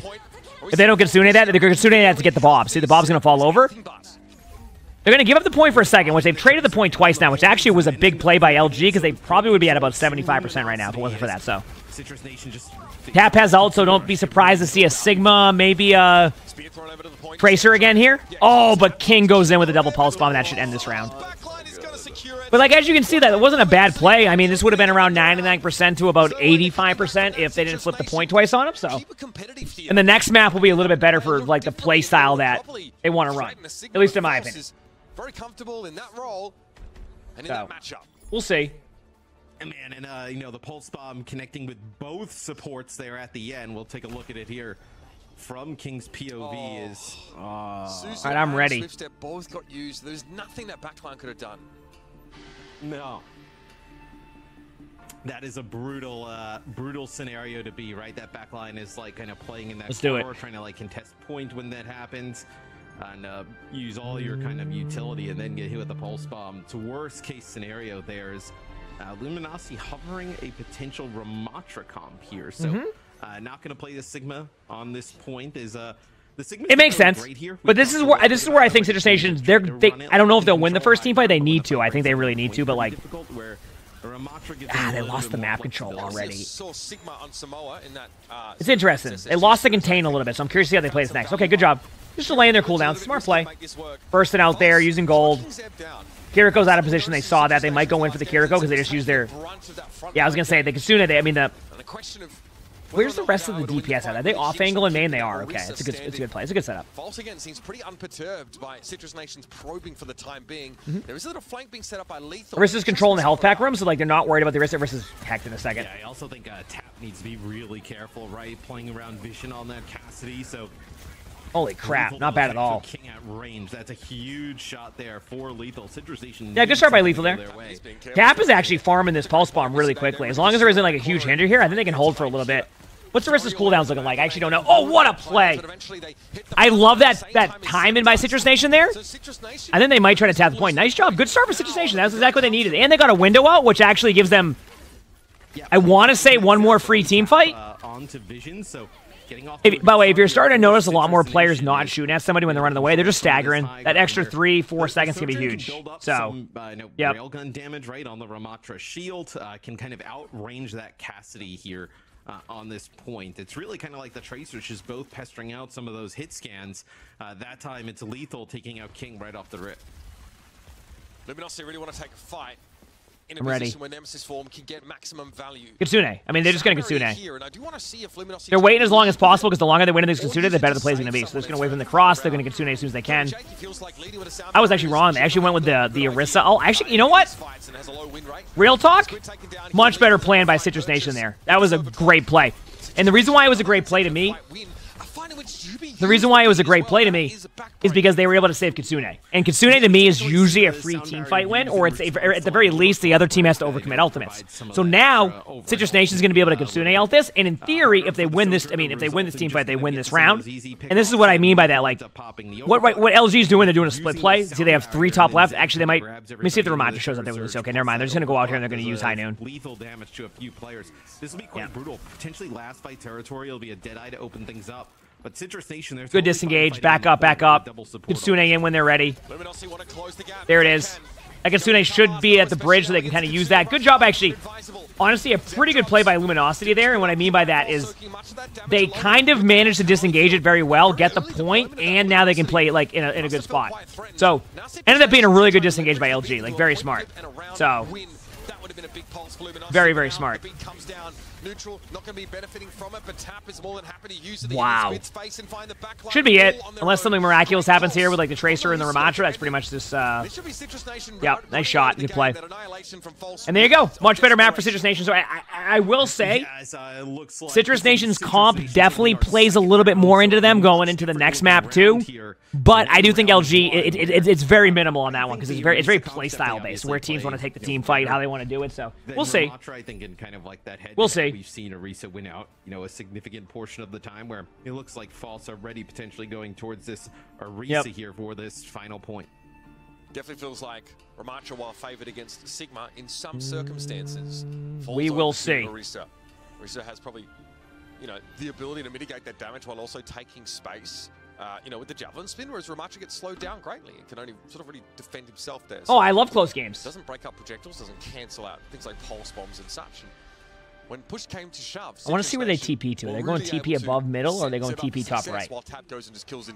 Top right makes me think they're going to go for the safer, like, statue side play. Yeah, they both are. Not statue side. I meant the that little building right there. I don't even know what that is. A little building. Yeah, this is just a mirror here. Smart play. There's really no advantage outside of, I think Citrus Nation can kind of disrupt their play a little bit more if they hit one of the disruptor, or whatever you call it, the AoE damage by the Sojourn. They can kind of use that to like zone them out. You'll see them using it in a second. Lethal will. Having access to Amp Matrix is a big deal, but There it is. You see what I mean? Kind of forces them off the high ground location a little bit more than they want to. They aren't able to take the, you know, it's what, a 1v1 with Tracer on point? Actually, they might be able to just go to the Orisa. They got Orisa cooldowns out. They're calling for the Orisa, yep. A little bit lower before he gets involved. Might be advisable. Zeb trying to fall back to a safe spot to get healed, and Neutral really trying to get the Orisa topped up quickly. Play across the board. Damage deficit on frontliners for Citrus off the point.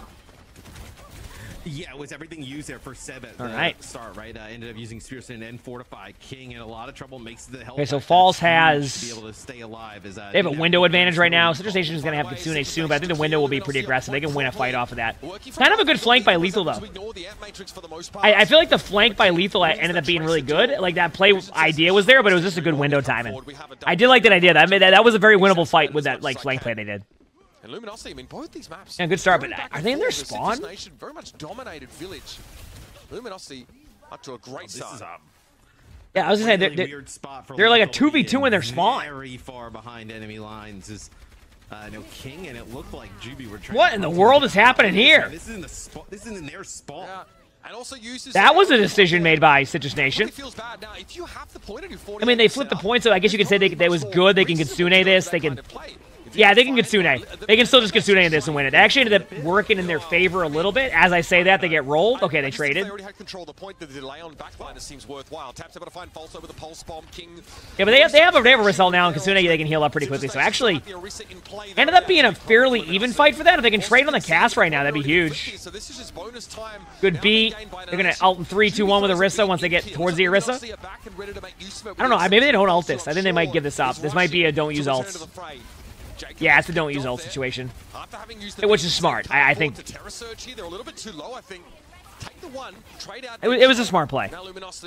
You can't really hindsight the pick on that one, so yeah. That was so weak. So I guess what, you know, that long flank there from Lethal ends up giving them, you know, 39% there. Kitsune Rush ends up keeping Zeb alive. They lose False, so you're able to extend that probably a little bit longer than you originally had thought for Citrus Nation, but now Citrus Nation really kind of stuck with nothing here. Is gonna need Lethal and Tap to come up. And I'm ready. One of the two to come up with an early pick. I don't even know if they had the point while Lethal was flanking there, but they did. I mean, Lethal did tie up 2 players. What do you mean? We're gonna commentate a lot during it. Why not? Okay, window early. They had that immortality field back there. Okay, it wasn't really an early window, but I mean that's what window does. Don't you love watching Orisa with a bunch of damage reduction fall over? I mean, it's rare. Oh, that's a huge trade though. That is a huge trade. I think. Oh, nice play by King. I was gonna say that trade right there was gonna be massive. I mean, they can keep Lethal up during this. Yeah, Kiriko's won. They're gonna get the trade on Kiriko unless Kiriko can TP out. I actually think Citrus Nation has a slight time in here to win this though, because they got the elim early on their BAP. So their BAP is gonna be coming from main, and it's gonna give them map control with a Kitsune. So I think they can use that if they need to right here in a second. They need a Kitsune now to help. Oh no. What a hinder! Sound barrier to use, and that's going to be sound barrier plus immortality field, keeping everybody topped up. Everybody gets hit by that sound barrier. As a little bit of a desperation Jedi here for Lethal. Just gets one shot into King. We didn't see that. It happens. Listen, sometimes you just have shots missed on Cassidy. It happens. It happens. The heavy hitters had been removed. And there it is, Luminosity. Start off strong here. If this has been any way to gauge the rest of the series, we're in for a close one. I agree. That was a good match. That was a good match to start off. I'm pretty happy how that one went. Definitely, you know. All right, we got LG versus Citrus Nation. Into the spots that you LG took the first map, but what I will say is Citrus Nation played that very well. I mean, I felt like LG was going to get one of the Koth rounds no matter what. They broke even on the next 2 and ended up being a really good game. So. Felt like they were playing scared. Dante's back in. This is so you can run more of the Orisa-based comps, which makes sense. So False had a great map there. Dante's been playing great too. So let's hear what's on the docket. Ooh, let's listen. Let's listen. Kiri Kree right side, and then the rest left. All right, are we faking left, or are we just like slow walk right and then go fast? I think no matter where we go, we fake the other side. Just a good rule. I bet. Okay, Tap. So this fight, triple blink in and kill 24 people. Okay. That's probably a good play. I like that too. I like that. No, yeah, that's a good play. I like that play call. That's a really good play. I like that. Yeah, I like that. With the gold weapon. Okay. Yeah. Alright, here we go. Lincoln over here. Good start here. Take away the left side here. I'm trying to listen to the call as much as I can. Walking right. I can walk in 4. Hopefully they'll play though. 3 seconds, okay? 3, 2, 1, walk in. I'm in there. Watch out. Careful. You guys have a house outside. This is a very chill start, huh? I think, oh, what a hinder! You see that? Holy crap, I love a good hinder. Nice shot by Lethal. I'm in. I kill. I'm not playing. He's so low. I would back away. Don't overcommit that. We're still in. They're gonna call it go back soon. They have to. You guys need TP, let me know. Right, not bad though. I'm on point, you guys. They can fight early here, by the way, through choke. Not bad. I'm going with Lethal. Me and Lethal are going flank, okay? Just help me stop this so they can't touch. They will touch. All about Lethal there, Matt. Finding 2. So what? The reason why they're saying like stuff this here so they can't touch. They're not talking about the regroup. I'll kind of explain what they're doing. They're not talking about like getting the point. They're talking about making it so a lot of teams want to take an early team fight here because the doors don't open. There's like a role play that will happen where the door needs to open up, the cart gets stuck. So they take a team fight a little bit earlier to buy a little bit of extra time. And they need that extra time considering how things have gone, right? On the first point. So it makes sense. What a javelin spin. Lethal to get that first kill. And then things kind of fall. So that's more of like they need to build ult strat. And they did, and then they stopped the cart, and now you'll see what I'm talking about. The cart won't move. Actually, Citrus Nation does a nice job. They don't use anything, right? I know. Probably Pulse Bomb here. Oh no, Zeb can play other heroes very well. Just Zeb likes playing Orisa, so. Yeah, Lethal opened it up yet again, Matt, with a pick onto Squid to win that fight. So this Cassidy play when, you know, these comps are rushing. They might be aggressive with Orisa ult here. It really depends what Citrus Nation does with their Kitsune. They know that if they jump down aggressive that they're going to Kitsune them. So it's kind of like a trade-off. Yeah, dropping the Orisa down and play the corner there is totally fine. Yeah, that's how you do that. Kind of look around the map here. Does like 50 damage or something like that. It's like actually reasonable damage at that point. Yep. An arm like that, they should have invited him to the NFL Combine. I mean, throwing darts. Yeah, finally get the Bears a franchise QB, you know what I'm saying? Sort them out.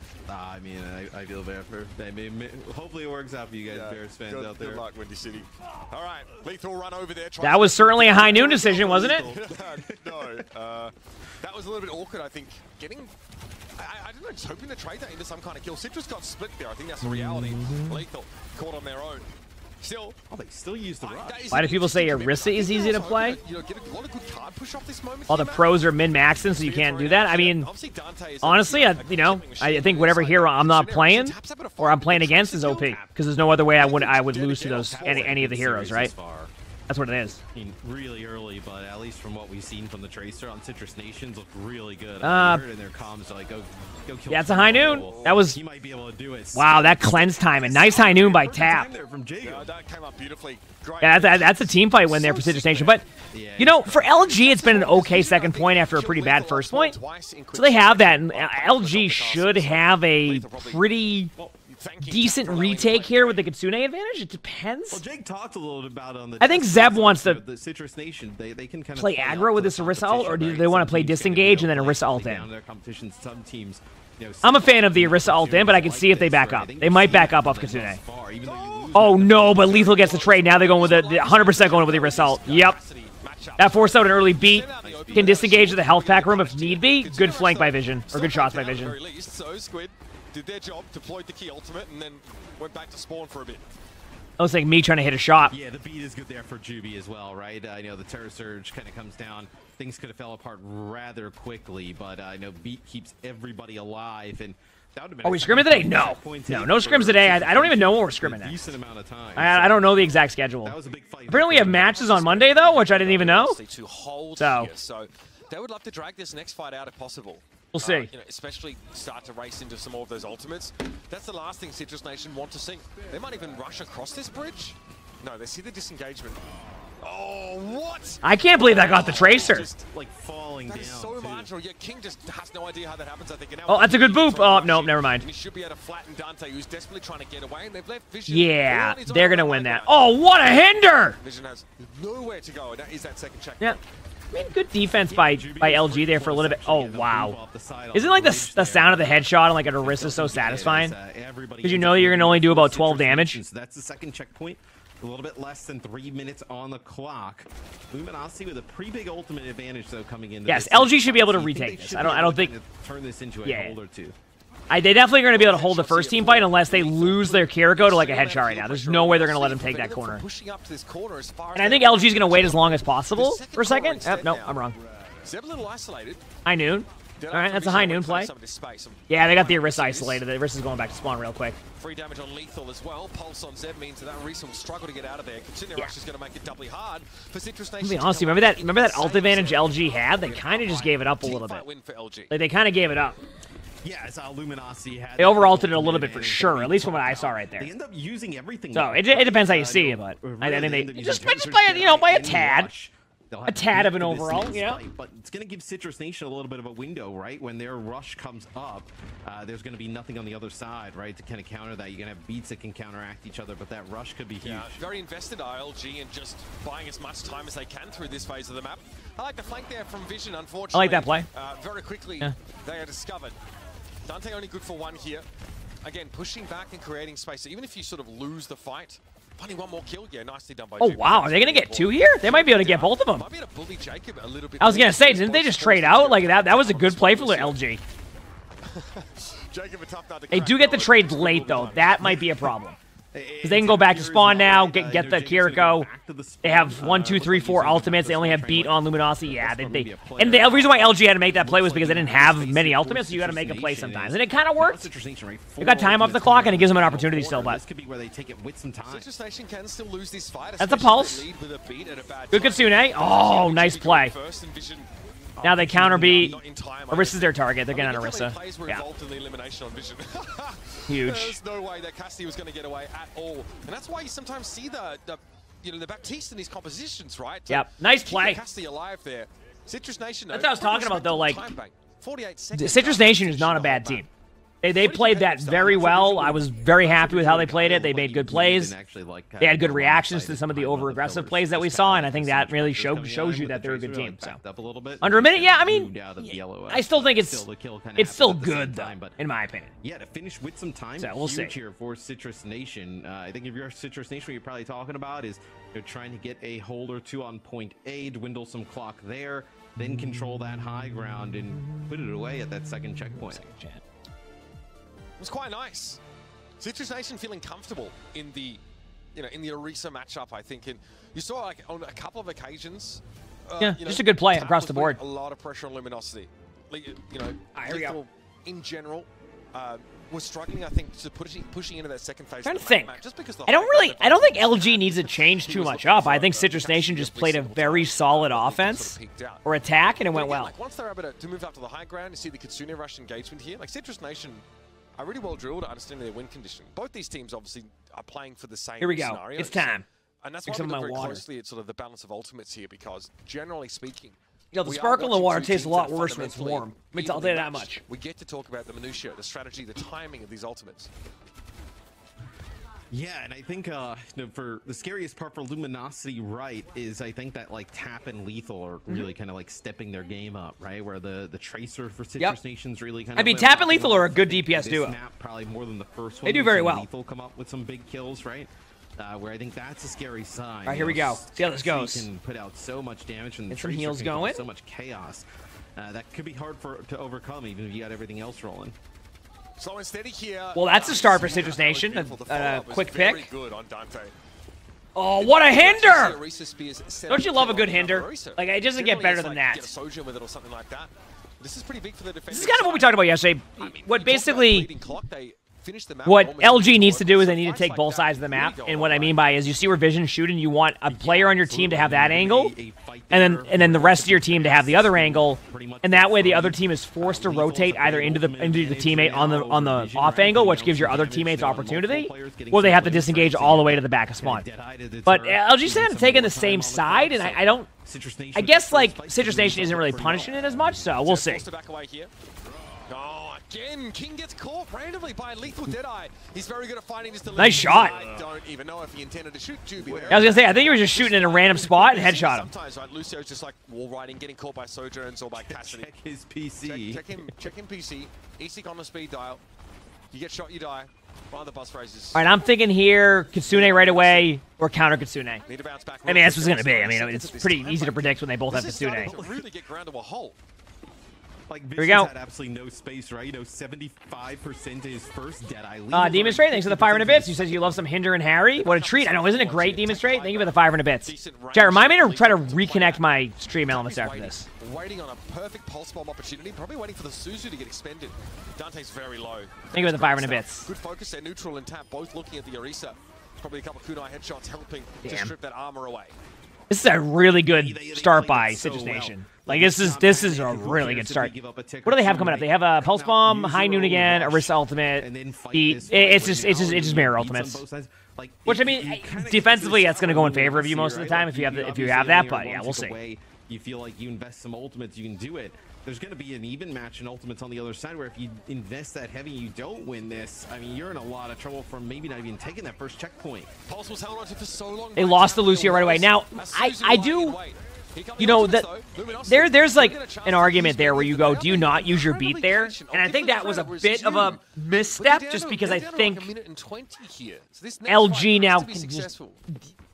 And maybe not. It's probably fine. Barrier here, right? Yeah, you can counter switch on WCS, but like it's not. If your suggestion is, oh, they have an Orisa go Zarya, it doesn't work the same way that it would in rank. It's not going to work. Right, is you completed the map, so you feel like if you get this to like what 30 seconds and you give up the points, you kind of did your job. In that you get a high ground control, you win a fight or two there. You're in a fantastic spot to get a hold, so you can be a little bit more yeah, not bad at all. Ultimate use. Dante here doesn't need to overextend for the time being. Knows there's a Terra Surge opportunity. LG should win this team fight, yes. The problem is they're actually given. Actually, there's no way I see them taking this. I mean, LG has, yeah. That's fine. I mean, that's a great first point defense by Citrus Nation. There's no way they aren't happy with that. Obviously, you want to hold, but I think that was a totally fine hold. Good hold in general, in my opinion. That was good. Well, for Luminosity, I think pretty huge in the sense that they didn't actually end up using their sound barrier there, right? We were talking about how sound barrier is probably the biggest difference in that. They didn't even really feel the need to use it. They end up holding on to it. So you have this for this next fight where I'm curious how Citrus Nation wants to approach this. They want to jump down, take a little bit of a jump play, burn some clock, or they want to play a little bit more patient, control this high ground. Citrus Nation just developed their rush. Lethal not able Wait to for keep it. vision in check from the top of the castle as King had already made his way up there. Open to the back door. Good job by King there to open up as well. Or we call him LG. They're Luminosity Gaming, so I'm just used to calling him LG. That's why. Yeah, it's actually a shot from Vision onto Lethal from low ground to high, and then King on a little bit of a flank just puts like. Citrus Nation is going to have Kitsune coming up right now on the retake, but LG is doing a really good job of ult advantage. You're gonna see Citrus Nation go top left. They're not going to go middle bridge. They're not like they're gonna take the high ground. Yeah, that's exactly what they're doing. You see what they're doing? Doing this is the correct play. You can give them a little bit of map control there as long as they don't like just sit here and let a Tracer push it the rest of the way. Very good just reaction there by Citrus Nation. That was a good job. Well, no, I think LG is going to go take the high ground. They're going to have a Tracer go cart. You take the 1v1 with the Tracers on cart. Try to help the Tracer as much as you can, and now they take the high ground alt war. Good High Noon. Yeah, I love this. Hoping to catch like one of the flankers down on the cart. The idea is there. Now they have to head there now. Now this is they have to head there. Lethal's dead now for the high ground. You can LOS this with the cart mostly. Here comes the boop. Careful, Juby.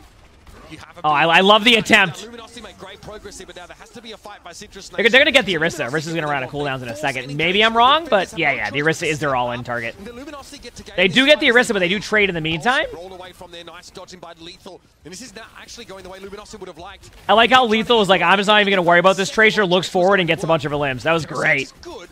Needs to be a pick on this Lucio, and the Suzu is going to make. That's going to be pretty much the hold there for Citrus on that one, right? Yeah. I don't think they can take that.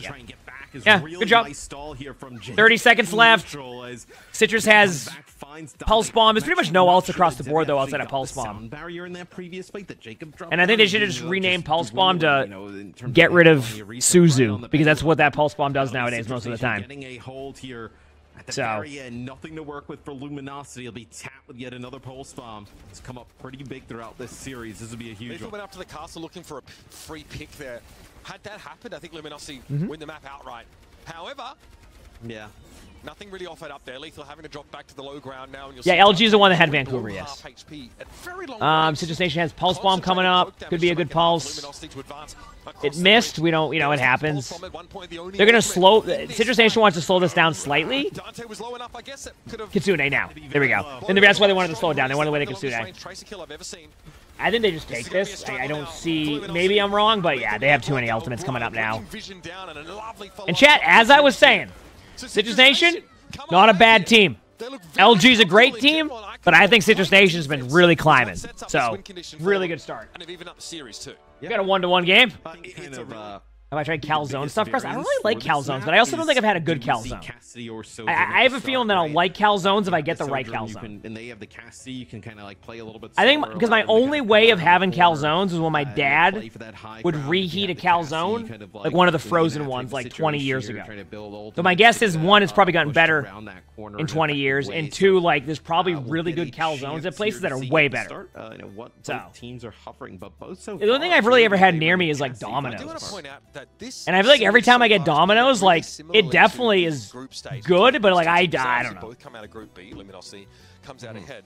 They play, like, a control map, which LG wins in 2-1. And then Eichenwald comes the up. dough puffs up a lot, too. That's kind of cool. 2-1. So, exactly the same way as this series has played out. I don't want to spoil it for those at home, but he says you're the opposite way. You always say you eat healthy, and then you order pizza. Let's see there if you they go. can run that back again, because I think this to me is the tipping point. I mean, I miss like having an occasionally good pizza, but like I said, I'm in the phase right now of just like getting to where I want to get to in my workout plan, and then I can go into that what they call maintenance mode, and I can eat more calories and have more stuff as long as I keep doing what I'm doing. So, got to get to that point. Yeah, it would be here we go. Huge here for Citrus Nation. Orisa versus Orisa. I'm excited about that. Always am. I also think at that point probably get an update on kind of for really, I guess if you're students of the game, you'd love to see Citrus Nation win, right? I know students of the game would obviously play them next, but I mean, I think Citrus Nation is a good team. Oh, I mean, maybe if Citrus Nation are able to play up to Luminosity and win out like that, I'd be fearing whichever team came out of this matchup. No, I do see your point. Orisa Mira, in case that wasn't already clear, no Sojourn to speak of here, which I think is a very interesting dynamic, because you can see that Cassidy feels a little bit awkward at these kind of controlling the high grounds. Sometimes. Just waiting. Lethal playing very defensively around that bridge, getting peppered with all this long-range utility and random straight Nothing shots. happened. This is normal for this map. It's usually both teams try to take the high ground. Zeb is one shot. So they traded the Orisa, but they got the Cass. Man, it seems like good rotation high, but I actually think, I was going to say, I don't think they can hold the high ground. It's going to be a battle for high ground right now. Like, that's what it is. It's battle for high ground. Whoever wins this will end up winning the team fight, and then we'll be in a good spot. The Orisa difference there. It looks like Luminosity won that. They're playing very safe, very defensive. Got to cleanse out early. I think Luminosity will be tracking those. Yeah, but Luminosity has a Kitsune advantage right now. I mean, a Kitsune and Suzu advantage is what I mean. As in, they can use Suzu with Kitsune, while Citrus Nation will have to wait, but now they should be good. Actually, honestly, I kind of love this play. A good flipping of the map. That was a good play.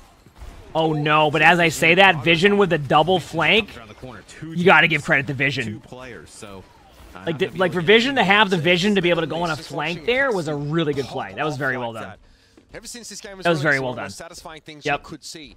I like the idea there from Lethal, right? He sees I agree. I like the idea too. Javelin and goes, okay, well I can Deadeye now. I'm not going to be interrupted, at least by the Orisa. But they all just like back away. Yeah, I'll have to get a calzone one day. No one from Citrus Nation, like, they don't check the flank. Like they don't realize that Vision is just walking up on them here. What a blowout that ended up being. Yep. Wait for it. Yeah, it's a nice attempt there for Citrus Nation, right? It just kind of gives them some space to make them come down from the high ground, but doesn't end up working out. Is Zeb trying to dislodge Dante from this position? You join the high ground battle? Zeb does get the pick. Good pick by. They really need to get that high ground. I know they got the Orisa, but I'm telling you right now, if they can't control that part of the map soon, they're going to get rolled again. Okay, good job. There they go. Giving up that first checkpoint, and this time, no cheeky Vision flanks. Yeah, they're going to go over here. Keep the trace on the card. Okay, they know they rotated out now. Now they're going to sit on the high ground and do the same type of thing. Right? It looks like here we go. Very close to getting it, but Now they'll have an opportunity, you know, with Sound Barrier, Deadeye, you know, Terror Surge. High ground control. Checkpoint of their own. Citrus Nation has Orisa ultimate. They can counter with Orisa ultimate if they need to. Javelin soon. Because both Tracers are going to be contesting. Oh, good Javelin. Didn't go as planned, though. How to use Cleanse, too. Like, kind of an unnecessary taking of damage there. Oh, what a hinder. It missed, but it would look cool. Both Deadeyes end up kind of going for nothing. That was a very quick They're slowing it down. Kitsune's from both teams coming up very shortly. There they are. They counter with Kitsune. They have beat if they need it. It's going to be double beat. There's the double beat. Now you have Orisa Alto. And this is where the advantage will be. If the Orisa can survive, the Orisa can all in with an ultimate. Uses the ultimate, gets Cleanse out, and now they're both going to sit here, and then we just rinse and repeat for a little bit. Yeah. Yeah, that would have been the end of the Orisa. Now they just sit here and control the map. Yep. Control and high ground. Ooh. See, the patience by Lethal to not jump down there and go for the limb, I know it's a bad play, but I know I would. Healers on both sides. Nice pick. Keeping them topped up, good patience from both teams. I mean, this is what it is. Oh, what a hinder! All of a sudden, Dante now does nice job. Try to get the cast if you can.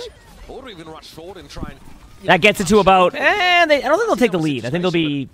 I'm not sure Juby could be wrong, but I think they'll be at about. Maybe they will, like 51 meters. It depends. Depends how much poke damage they can do at the beginning here. I definitely agree. Is Citrus Nation, they'll end up kind of pushing up a little bit. No, they're not going to. No. Zeb. I thought maybe they'd get the lead, but like, yeah, I misunderestimated it. Be able to take it off of that fight. As, the bot moves quite slow, and yeah, Dante. Okay, if they win this fight, they get checkpoint though. Okay, Pulse Bomb coming in a second, then also High Noon. Same team fight. Remember the team fight we just watched a minute and a half ago? We get to see the same thing now. Citrus Nation. Okay, I thought they were giving it up. They don't. They re-establish it very good High Noon behind this Deadeye of Lethal, which seems to come up every 30 seconds. Vision. Oh! Has one as well. They might sneak away a checkpoint here. Kind of a smart play. They flipped the point for a second. It's like a risk reward though. I feel like they gave up the point. I feel like they gave up the point a little bit, or gave up the map control for this, and it feels like it may not go as planned. I mean, yeah, they Kitsune, so like you trade the Kitsunes out, but I feel like they could have just had one person go bot and do the same thing and keep the map control. So. Yeah, I guess the opposite kind of looking at it the opposite way, right? Citrus Nation, they put themselves under a meter away from taking the lead, and then also now end up having Kitsune rush. I mean, Citrus so Nation has a Kitsune advantage here for Luminosity. Like, so they can Kitsune they need to, but contest this does not want to give that checkpoint up. It's huge. Just they're gonna poke out the Orisa until Orisa uses a bunch of cooldowns, and they're gonna go in. Team that currently is defending. See how they're breaking LOS by playing very close to the wall and just inching the bot forward. That's why they're doing that. Luminosity, if you want this checkpoint, you have to commit. And you have to commit into a fight you don't have much information about. Capia trying to stay safe behind the wall. Everyone yeah, good idea trying to get the Tracer. Now they're taking away with a bit of the map control. And that's where it kind of starts to become an issue because like, the tank drops down early, so you're kind of like, okay, do we maintain the high ground? And that's when you go and flip the high ground, and that's what they're doing. So they have a slight timing. Now the Tracer has a bit of a 1v1 there. We have a Kitsune being popped by Citrus Nation now. There is a counter beat, which is really good. Jacob can use beat in about 3 seconds if need be. Uses beat. Huge trade, though, on the Tracer, but Orisa's probably going to go down there pretty quickly. There you go, and then now they win the team fight. So, ended up being a pretty good team fight for Citrus Nation. If he turns his back, he gets shot and probably eliminated. So not bad. Is that the new Orisa skin from Mirror Watch? I don't know, maybe? But doesn't, unfortunately, no one's able to combine with it. He doesn't find a kill. Yes, he gets a bit of that it's been a good match, though. These teams are pretty evenly matched right now. Am I wrong? Awkward spot to use it. I don't think most of his team can actually see him there. No, probably not. Lethal. Just wait it out. Yeah. This has been his javelin spin. Maps of Esperanza I've seen in quite a while. Such a slim lead here for Luminosity. What a hinder. We're short on time. 2:45 to play here. Lethal has to turn this position into a kill pretty quickly. Yeah, I was gonna say Zeb ended up being out of position. Good job by LG on that one.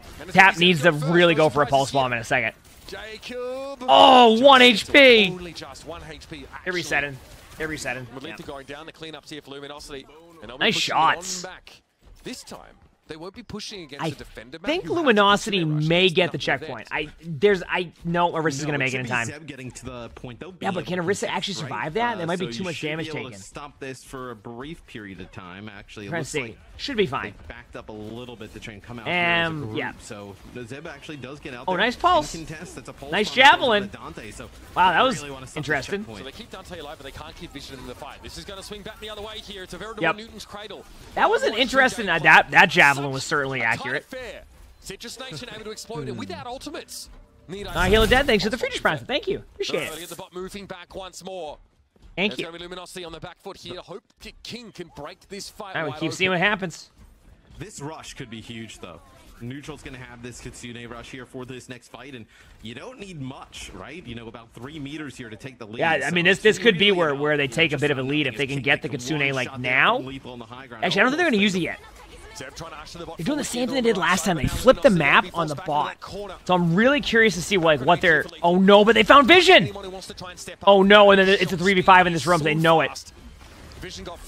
That's the lead for Citrus Nation. They got the checkpoint. They're going to get the instant spawn on Vision, but they're going to get a little bit of map control. They're going to get that bot pushed. And no, they're going to fall back to the high ground. They're going to fall back to the high ground. They're going to have Tracer stay there, and they're going to go up to the high ground. Here's the real dilemma for Luminosity. Like, do you look at the time using support ultimates to try and take this it's not spot worth it back? to get eliminated there. You can bleed some clock here. There they go. And then also with this 7-meter lead, you can actually probably get back to the point. Good high noon. Just kind of get a contest. So we'll see if they decide to actually invest some of these support ults. It doesn't look great. I'm gonna say that they're gonna bait out Kitsune and disengage. The most punishing part of this whole thing. Now Citrus Nation. Yeah, no Reversal.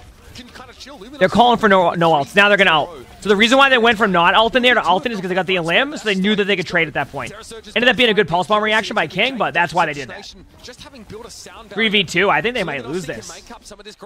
Juby will be avoiding using that beat if possible. Yep. He's had to back away. It's not a fight win. Yeah, it's not a fight win.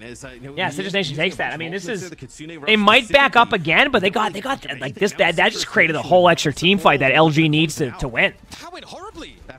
Yeah, I mean, they're gonna back up because they want the map high ground control. But that was great. Yeah, they lost with Kitsune. And guess what? Citrus Nation has Kitsune in like 3 seconds, so like 3. Nah, I can't call it because I don't know what their timing wants to be here. Now? Now. Yeah, you can see them going in for it. They got cleansed out, they got beat out. Oh, what a trade! Uh-oh. Uh-oh. Now they use beat. Once they get the Elim, definitely. That's been enough to give them Dante. Citrus Nation making it happen with only 4 players. They don't need tap right now to make this work. Luminosity starting to crumble now. And there you go, chat. Citrus Nation up 2-1.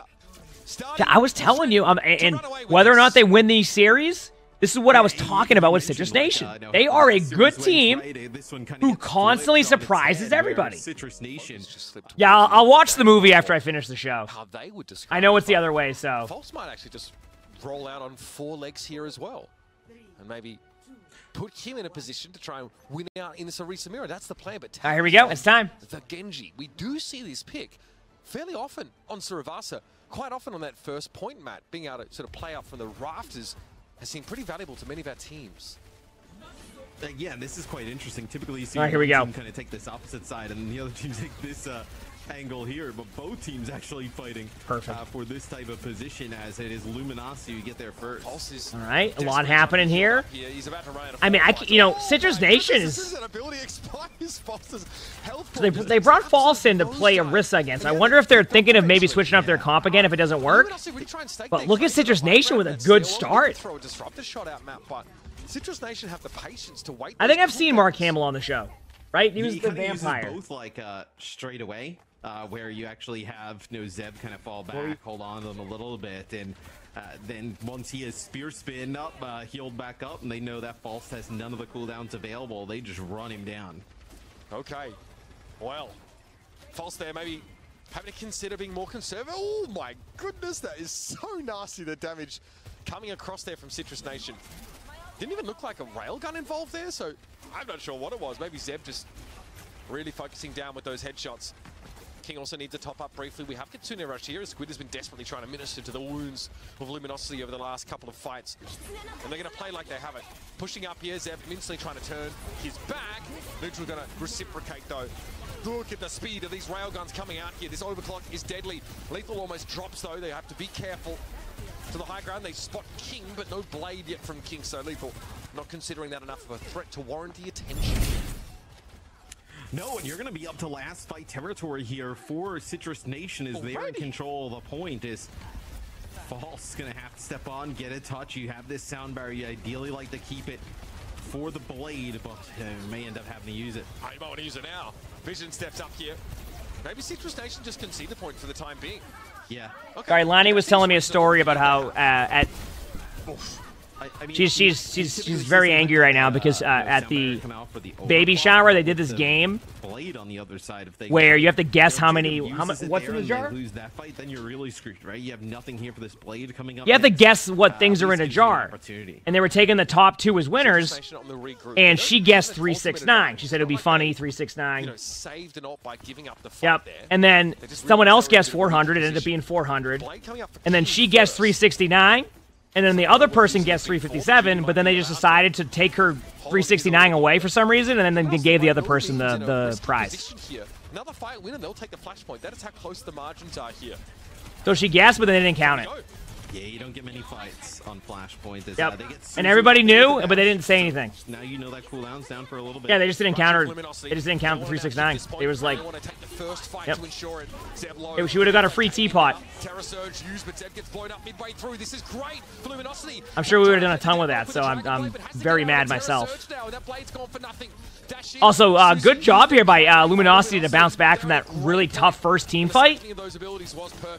Very well played. Good start. A railgun sent back in Lethal's direction. Luminosity get the first. She was pretty upset about that. Yeah, they absolutely did not want to use that sound barrier there, even if it was... Yeah, she didn't want the teapot, it's just the principle. If they use that beat, then they were going to die to the blade anyway. It's like a double whammy, too. You get the song and it's pretty nice. Another blade here is, we'll have Zeb make his way over to the point, not going to step onto a control first. So Luminosity, although it goes 99 in favor of Citrus Nation first, end up taking our first flashpoint. You see how fast these points... Yeah, that's what I was saying. That was a really good job by LG to take that back, because that wasn't looking good. Okay, let's look at this now. So Citrus Nation has no ults, LG has Blade. They're going to probably try to use the Blade to take the point control, but don't be surprised to just watch a point of view of a Genji pop and deflect. All right, so get ready for that. Guarantee the Blade finds value, but jeez, I hate it that I'm saying this, but even if I make space, that might be worthwhile. Here comes King, bit of deflect action. Wonderful. First. Thank you for that. That was amazing. Create space, so unreal. Telling you, one of the best support ults in the game. It's so good. Yeah, pushes what, lethal and neutral very far back. What did I say, chat? Like, there's no other. What else can you do at that point? Here, where I think Genji on the first point to control that high ground, but I think Tracer you can definitely. That's literally what it is. Value of on the rest of the point. King only stayed on the Genji for the Blade, so fair enough. Tap awfully close already to a pulse bomb though. Katsuna rushes are up at the same time. Do Luminosity reciprocate? Yes, they throw it out here. Vision very low, gonna go for I do like this. I do think LG has a slight advantage just because they have beat to go with it. But if Zeb can go in with Orisa ultimate here after they disengage, very, very good disengage by LG, by the way. I mean, by Citrus Nation, excuse me. Very good disengage. Pulse bomb the Orisa. Now the downside is, so I mean, you do that to bait out cooldowns. Now you have a free Orisa ultimate. You can go in with beat if they don't kill the Lucio now. But they do get the trade. That was the last thing they needed to happen. But they can trade out their Lucio. So this could be one of those, like, it actually works in their favor if they win the team fight. I don't mind the Orisa ult. That wasn't bad. I mean, the Orisa ult... To give you an idea, chat, sometimes in pro play when you lose somebody last second, it ends up being a situation where you can lose the next team fight because they get back first. So the Orisa ultimate by Zeb there, while not ideal, probably not the best ultimate, wasn't the worst ultimate either because Zeb was able to survive, get the elim, and be involved in this next team fight right away without having to go back. Now they can kind of set up a play. They can be aggressive with Sojourner if they want to here. They can disengage with beat. They have a lot they can do. I think the safe play is just delay this fight as long as possible, build Kitsune. Once they get to a spot you're happy with, go in with Orisa ultimate, and then Kitsune if need be. But they might Sojourner now instead, because that also can kind of drive them away. So we'll see how it goes. Quite high level between Citrus Nation and Luminosity. A lot to discuss as these Zeb's taking way too much poke damage now. Progress. Zeb low, but able to get some of that armor back now, ready to fight. Genji's won, they know it. Oh, the trades. With help of neutrals, able to bring Vision down. King gets flattened instantly. I mean, Citrus Nation gets that critical time. Pretty well. Good play. I like the off angle by Lethal too. Oh, wait a minute, sorry. No. Citrus Nation turned it around midway through. Yeah, I was like, what? We're just giving it to Luminosity. Well, yeah, you'll have it. Yeah, if you install on Steam, you would have the same progress because I think they require you to connect your Battle.net to Steam anyway. You know what I'm saying? So you normally log it into Battle.net, it's just the same account, just on Steam. Like, it's not going to show bad on that, but, like, you know what I mean? So, yeah, which anime is it again? I forgot. Oh, yeah, they're from Avatar, bro. The Juice Benders. Oh, I was going to say Avatar. Yeah. That was the one I was going to say. Yeah, All right, here we go. Pulse Bomb I think you'll like Citrus Nation. to start on the Orisa again, unless they see a good opportunity in their backline. Yeah, fire, wind, earth, and citrus. The 4 main elements. Lethal getting brought down there. Yeah, I think that's the elements, if I'm correct. It was rather Lethal's railgun. Double Orisa ults. There's the pulse of the Orisa. That's how you open it up. You do that to force out a cooldown. Is exactly what they did. Now you can use your own Orisa ult. See, and that's why that play, even though like you want to see like more exciting pulse bombs, it works really well because now you have a guaranteed limb on their Orisa and pretty much a guaranteed team fight win. With minimal commitment on the rest of your ultimates. Right now, what they're doing, by the way, is just delaying the Sojourn. Ooh, okay, Zeb showing off the Javelin. Look at that, probably typing in the chat. Probably said, wow. Where things are at, right? One right? In terms of flashpoints. They're pretty hyped up, huh? Right, going for a little bit of early damage here. Once again, this early poke damage is to get out cooldowns early. Or you build up ult charge. But the idea is that if you can get them to use a Javelin spin to have to move up, if you get them to be able to use, you know, Sojourn slide, it opens up a playbook that you wouldn't have prior to that if you didn't do that. You're going to probably see this next fight kick off, you know. Kitsune versus Kitsune, just get ready for it. It's going to happen. Here it comes. It's going to go for a pretty long time, so this could be final ready. Fight if Citrus Nation wins it. They want a Kitsune now because they want to be able to have maybe the opportunity to take this with time if they lose it. With the Kitsune Rush, they're tempted to use it right now just because of the fire speed increase, but they hold on to it because that's been enough. They always back out. Yeah, I was going to say, Citrus Nation just backed out of that completely. Like, sometimes that was actually really smart because now Vision's forced to use Sojourn ult early. Again, Luminosity. Like you have to use it early because like if you give them any map control, yeah, there you go. Great disengage from Citrus Nation. Now they can come in with a rush of their own. Luminosity have no choice but to hold their ground because of the I think that's going to be a reset. Beautiful work. Yeah. Able to scale back here in the face of this Citrus aggression. They're not going to win that. Kills with the overclock. That is beautiful. You said this next fight might decide the fate of this flashpoint. Luminosity not giving it up. Yeah, but look at Citrus Nation. For whatever reason, Citrus Nation, when the overclock comes out, doesn't it decide to use Beat straight away? So if they win this fight, that means the disengage play was correct. If they don't win this fight, and keep in mind it's all hindsight, it generally just means that they played it too safe. So we'll see how it goes. And now it's Luminosity who takes the lead on I think they're going to go in pretty quickly with Orisa now. Going to be having to keep him alive. It's going to be an overclock, no sound barrier in response. You're going to see they're all trying to... Same disengage. Now the Luminosity disengage had to happen there. Because they have their own Kitsune now. If they had died there, they would have lost around instantly. So they made the right choice in backing up. I would try and stuff them at the doors. Kitsune rush for Squid. That's what they're banking on. Head thrown out instantly. Here is Zeb's Javelin goes awry. Gets blocked by the Javelin spin of False. Can anybody touch the point safely on their team? Both teams disengaging from these key ults, but they've given up the flashpoint entirely in doing I was going to say, who was touching the point? I think somebody was supposed to touch, but they actually don't get anybody to the point to get a... As I was saying, I think they might be playing it a bit too safe. And that's not to say it isn't good Overwatch, it's just like, it's very safe. Disengaging there, Matt. They do respect the Kitsune Rush a little too much. I feel like both teams don't want to win this team fight. And the only reason why I say that is because, oh wait, no, never mind. I thought maybe they had the point on the other side, but they already had those points. That was just like a very goofy team fight. You know what I mean? That's a little bit of just a junk fight win. Yeah, I wonder if it was like... Wait, it's not. I can't because I don't have it on hand right now. You know, we saw it yesterday, right? Where I believe it was Pirates in Pajamas. I should probably attach it to my stream deck, though. That'd be smart, wouldn't it? Could have been a scenario like that. So they do get this checkpoint. Did that wouldn't happen if I was there? You know what would happen if we were there? We probably would have gotten rolled and not even be in this match, and that's exactly what's happening. Although you lose that one, pretty good setup here for Citrus Nation. Playing this left side room can be awkward. Again, we have a situation where our Kitsune rushes are out of sync, so every other fight, Luminosity maybe a little bit more challenging to disengage. I think eventually we'll see Orisa nerfs, but not now. I actually don't have a stream deck yet. I do need to grab one for my flight, though. My flight is booked. I should get it in time. I said it. Yeah, I should be able to get it in time. I'm going to get whatever one has the... I don't know. I'll look into it. They also kind of like bullied Luminosity back into this corner rather fast, right? False, comes around the corner, fortified with the spear spin, uses a bunch of cooldowns. Pulse bomb. Look at the percentage. Hiding in a plant over here. Yay! To be a Suzu there. But the percentage is crazy here, Matt. Citrus Nation in a fantastic position. Or Steam Deck. I meant a Steam Deck. Yeah, I misread that. I don't know how I misread that. I'm sorry. I have the large stream deck. I have the large stream deck, the one with all the buttons. They seem very willing to give the point up. Like, you could have actually... I'm to be honest with you, I just read it really fast, and I answered right away. The Steam Deck is what I need to get. Actually trying to get back into the backline. Good beat. Now they can go in with Orisa ult freely. I think we might be going to the 5th round of this. Because Orisa's going to get out, but they have to use Cleanse to save him. And oh, wait a second. No, this Ultimate Vision's really huge. Vision has a good angle in theory, but most of Citrus Nation are playing on the other side of the fountain. Yeah, but they flipped the points, so like they might just be able to win this anyway. Oh no, but Tap gets a huge pick and then the Javelin. I don't know who's gonna win that. Zeb actually no. Citrus has this because Zeb can just ult point with a result. So.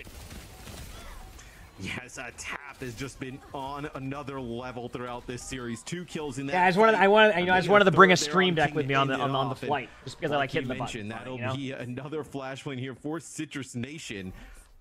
You know, you win this, it's your series, right? Luminosity, tournament lives, Dallas chances on the line here. This is definitely one of the most compelling series I've seen in a while. Oh, this is great. Oh, by the way, crap. Remember what we talked about with like uploading matches? To give up the point, not in the same way as they did on that. The Ents one was really good earlier, and then this one. Straight back in, and they have all the tools they need to win it out. Now it'll come down to this first fight in a big way, and Citrus Nation again seem better with these disengagements at keeping their ultimates in their favor. Yeah, ooh, Kitsune for Citrus Nation by a half of a second. They don't know that timing, but they had a timing. Probably both crap. This will be a Kitsune rush here. Like you could even like they could be like just like these are some of the best matches or something like that. But not until they lose Jacob already, Matt. There's like a question for me is whether Citrus Nation might be better off just taking an even fight. Because like this is either going to be a really close 3-1 or going to a 5th map, and the other match was a close 3-1. No instant win. Utilize for Squid to find a free pick. Yeah, they obviously probably didn't expect that kill to kind of come down at the time it did onto Jacob, where you end up losing to Lucio, you lose the ability to disengage, or even just kind of get that speed through the Kitsune rush. What does LG have? And go even deeper, they don't have anything. So, Seb does have. Citrus Nations, oh, what? That is like the worst possible pick for. This is where LG just needs to go in. The reason why LG is doing this is because when you lose like your Kiriko right away, or like someone that can like you basically need in a team fight, just go in and just try to do something. Maybe you go in and surprise them, but it's better than sitting there and just get grinded down. So it's a very good reaction to do that, and you're not wasting time getting staggered on point, stuff like that. 77% for Luminosity. That is great. I mean, and that's all because they disengaged away from Luminosity's Kitsune rush. Yeah, that's wild. Does not feel like they had the point for long, but still almost 80% there as now Citrus Nation an opportunity. I'm gonna be honest with you, Citrus Nation has a pretty good advantage right now because they have the overclock versus overclock, but one thing they have is they have beat already, and they're gonna have a quicker Kitsune unless they slow down like their damage output. I mean, this team fight's huge. Hang in the balance. Here's Vision, good pressure down on Zeb now. They've gone pretty low already, but King there's the beat. Oh, what a shot! What? They disengaged correctly. They didn't flip. They Kitsune'd. Citrus Nation's favor now. Vision's forced to slide away. False caught by a javelin, and Tap now looks to find a pulse. Citrus Nation, I think, just won. Vision's gonna find just the one, but it's not nearly enough. And Citrus Nation. I think Citrus Nation just won. They take Saravasa and the series. Chat, what were we saying? A little bit of an upset there, I would say. What were we saying? I was telling you, Citrus Nation is good. By the way, chat, you thought that match was good? Well, guess what we got upcoming? We got Toronto versus M80. Now, if y'all don't know that matchup, that is going to be a good game and an exciting game, so get ready. Yeah, all right, here we go. We ready? This is the match. I think you're gonna know how this series is gonna go. Please give us a good match. I just want to see some good Overwatch. It's been we've had some good games. Know how close these two teams Let's see what happens. And you're either going to see a gap. Or Sid, where's all the Orisa? You're right. Can they switch off to Orisa, please? I'm a bit disappointed in this tank selection right now. Like I said, I'm really looking in the tank role, but I do think after the first round or so, you'll sort of start to see that. Okay, here we go. A bit. M80 here, we've seen this on Oasis from them as well. Hawk picking this diva when there is a bit of verticality involved. Oh, because they have collegiate matches. That makes sense. sense. Pitched battle against the Winston. She fares quite That makes well. sense. Yep. I also like the Pelicans on the Torb. This is going to try. Yeah, I mean they should let they should let him reschedule that till tomorrow or something. Like, I know they want to like keep the schedules consistent, but like sometimes, especially with collegiate being scheduled around the same time, like there's just players have that obligation to play their collegiate match. Going at Pelican with that Torb, it's also a little bit easier to kind of keep Happy up in this type of situation. Someone went in for something, ends up coming back and getting Suzu kept alive, but To know Orisa, this is why I need to buff Orisa. Okay, good start for M80. Keep in mind, Toronto Defiance comp, I was going to say, has to play a little bit slower here because they can't really dive into the team because of how defensive they are, so they have to kind of build up to it. But that was a huge pick already by M80, and they're taking an early lead here. Happy's about to have High Noon. Everybody knows High Noon's one of the best ults for doing just to hit for fun. Gets control of the point first. And gets that first kill, which really kind of results in Toronto just backing all the way out. So here we go. So far, so good for M80. We haven't seen Merritt be quiet too many times in his career. So far, though, it's been an inauspicious start to the round for Toronto. Here we go. Force back once more as Hawk turns up to accost. Hi, mate of the stream. Welcome. Hope you enjoy. Again, now getting harassed down, eventually found by someone. Window. I do like the window. I do think it's worth windowing this to buy time. And the reason being is like they're obviously going to try to make a play. There's the High Noon. Yeah, I can't do anything about that. It's a hindsight thing, but I still think I'm happy with that window. It's a pretty good start for M80 and a good retake by Toronto. So we'll see what happens. Keep things going with a Deadeye on through it, but it's a pulse bomb from Sugar Free from behind, takes out the Cassidy, and then everything kind of crumbles after that. So here we go. That first pick on the Pelican, then get Happy down.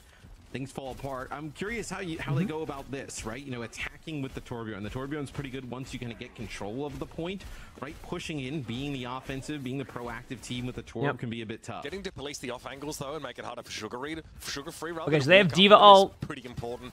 B. I mean, if they can survive someone's ult here, yeah, but someone is such a good tank. It's like it's just the plays that they make are so good. And the thing is like when you have like a tank that can make a play like that and you don't have to use any of your ultimates, look at Toronto Defiance ult pool. And this is what makes them such a strong team too, is their ult pool is looking good. Now, M80 is going to want to play pretty aggro here to force these ultimates out early, which is what they're doing. They force out a Soldier, they pop B. Wait, they can disengage this. Wait. If M80 disengages this correctly, they can go right back in after. They could be now. Yep, someone goes a little bit low, and the timing of that is absolutely beautiful. Yeah. I love seeing teams do this. Come in with the second. Ooh, what a shot! D.Va ult is once again a lot of the time in pro play. Just to get your mech back. Having the earlier sound barrier might be able to find some success here. Someone a little bit low. This is an interesting team fight. Jump out and Happy gets removed by Sugar Free. Okay, they did flip the point. Okay, they're going to start backing up a little bit. You're going to see them back up just a little. Because they know they flipped the point, so now they just need to wait for their teammate to get back. They do have a High Noon coming up right now, so they can use the High Noon to be an ability that has a voice line or something. Because I don't know if we'll get any limbs. We'll see. Of course, a Pelican will have reset a turret. More than happy just instead to work on Hawk. They may have got to give up a bit of ground here. They're also slow playing it a little bit, so we'll see. I saw the EMEA matches too. Yep. Take some liberties, take some space here in the middle part of the map. And the defense matrix means Toronto can start to push forward, get aggressive. Sugar Free. Nice flank by Happy. They know Happy used the cooldown, so they're gonna dive him. Yep. Here's the High Noon. Look at it. There was an ultimate that was used. For someone, and Sugar Free follows up to remove the cast. Yeah, and Hawk is getting quite low. They're going to have to try and keep him up, keep him in mech. Is it M80 or Matey? Getting it into overtime, so they kind of got what they wanted here. Hold on to the point for this long now. Suzu timing there as someone took a fair bit of damage trying to dive. I don't really know how I think that M80 should just lose this team fight. They're not going to kill D.Va. D.Va's not. D.Va's going right up the map. Smart play by Hawk. They've used all those big ultimates. Nothing really to work with for M80, and a self-imposed stagger by Hawk who has had to jump off the map. Yeah, they do have beat though. Ooh, this is interesting. The reason why they're playing close is because they know that it's going to be a tough part to get the point. But I actually think with beat here, getting out of the spawn, maybe see if they can find an early. Yeah, they can touch. This just shouldn't even be an issue. Sugar Free might be able to get a pulse bomb, but they're going to 100% be able to touch point. They don't even have to rush. I mean, M80 has an ult advantage right now. Merritt's getting close to that ult, so if they extend this fight out, they can use it, but I think M80 recognizes that. I think they want to make the play. Good ult. Molten Core, a lot of coverage on that. They actually got the Sojourn. The reason why they commit to this is because of that. Is M80 going to take the first round of this Koth? I think so. Good Winston ult, though. That Tracer on point is very important to go against. Wow, and a nice shot by Pelican. Okay, and this there we is the go. M80 we thought we would see, right? That could definitely give Toronto a run for their money. And, if that is any indication of where we're about to see the rest of these matches, I'm happy with that. If we're about to see that the rest of the way, I am happy with that. Number one with this D.Va Torbjorn setup. And I wonder if they kind of try and run it yet again. It looks like at least Toronto, there'll be some changes here coming in with Sugar Free potentially playing this Genji in combination with a Cassidy and Baptiste and Orisa in the mix, where M80 looks like they're going to be moving away from their comp as well. Yeah, I hope they're able to reschedule that match, by the way. But that'd be tough if they weren't able to do that. They are. It's pretty good. They are absolutely dominant. So this would be quite a shock here. All right, chat, don't get too excited, but we got Orisa versus Orisa again. Difference here is just the DPS line is completely different on both teams. So we got the Genji Cass versus the Sojourn Tracer. Completely different play styles. Get the most out of their DPS. Toronto here take this high ground position through the middle part of the map. We're going to have a rush mirror here. Someone more than happy to match tanks should it be required after the Winston round doesn't go the way he would have liked. Here we go. Yeah, I think Toronto, they're fine if, you know, M80 wants to push on in, right? That's where Merritt can get good value out of that. Cassidy is, oh, yeah, look at that. I mean, it's going to be Sugar Free putting some pressure onto Happy. All right, good start by Toronto. That allows Merritt to just get some free shots. Good start. Really kind of was one of those, like, long team fights. We got Dash Reset Daryl over here. Holy crap. Yeah, I mean, you've used the word twice now, and it's very true because Sugar Free doesn't need to get kills on his own there. The fact that he makes Happy turn, or at least sort of stresses Happy's mental bandwidth enough that Merritt can punish is huge. Sugar Free confidently going in, even if there's not like M80 has Pulse Bomb coming up, and, you know, Window. I mean, it's not really ult versus ult right now. You're going to get a high noon possibility, but Hawk's going to take point. Easy sight lines from hey, this is just to force them to have to use retake. Ooh, nice shots. Sugar Free can just dash out if Happy, if Merritt does get the kill, which is, you know, a pretty big deal. It kind of justifies high noon into a window, but it's a good high noon. Oh my! Ultraviolet's movement was like unbelievable. Still, M80 have not had the point yet this round. Now an Ant makes just contend with. They are getting the heck out of there. That is not something they have any chance of winning. Force back in. Yeah, just back away. Good disengage. Both windows were used. Beat was used. Or they have beat on both teams. Like, someone pushes up. I didn't even know you could hide over here. This is not a great position for UV. Is going to use the immortality field, trying to keep himself alive for a little. How dodged it? I just good play. Round two, looking much more different. Tomorrow is more OWCS, but tomorrow is the finals. Tomorrow's the finals of OWCS. And then I'll be streaming Monday, and then I'm taking Tuesday off. I got some stuff to do on Tuesday, including my haircut, chat. It's time. It's haircut time. When the fight really comes to a head. It's got to be here for M80. It has to make something happen. Looks very, very good up against the Winston. With that D.Va setup, that's a Hawk special. This one, though, having to win out in the mirror is a tough ask. Wow, isn't that sweet? Isn't Genji gameplay so unreal when you watch Blade? Yeah, that was interesting. You just watch Genji deflect. I think they knew that Sugar Free probably wasn't going to fully commit, right? Didn't gonna get a dash on through, just use it to get some zoning. Now you definitely got to use beat. Genji no deflect, you can trade there. Get on the Orisa now, force out the Orisa's cooldowns. No reason to use it here. Someone is just not oh, nice high noon. Oh! There's no recall, but I think Cass... They might be able to just win this map pretty easily. They're just out of stuff. Nothing he can do to withstand it. And even from long range, someone's being topped up through that Amp Matrix healing via Rupal. Yeah. And Happy can only make these tiny little peaks.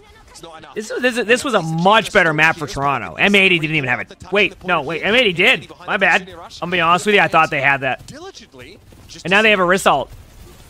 Yeah, they back out. They don't want to fight this, you know, even though they're up one player at the moment. I mean, if M80 wins this, they actually are in a really good spot because Toronto is not doing as well on the ultimates. So, like, they could kind of match them on ults is what I mean. Like, if they win this team fight pretty cleanly. They have to win the team fight cleanly, but, like, if they can win this will be huge.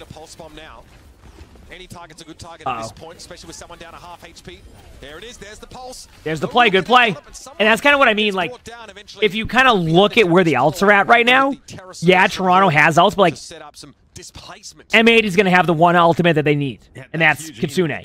So it's very interesting how that team fight went from it looked like if Toronto was going to win that to like now it's right here. This is Toronto's time, and they have to win this team fight, otherwise it gets a lot more difficult. They do have Window, they have Pulse, they have their ults coming. M80 is just able to catch up a little bit more after having to use all their ultimates prior. So this is Toronto's moment. Moment they get Window, they probably go in.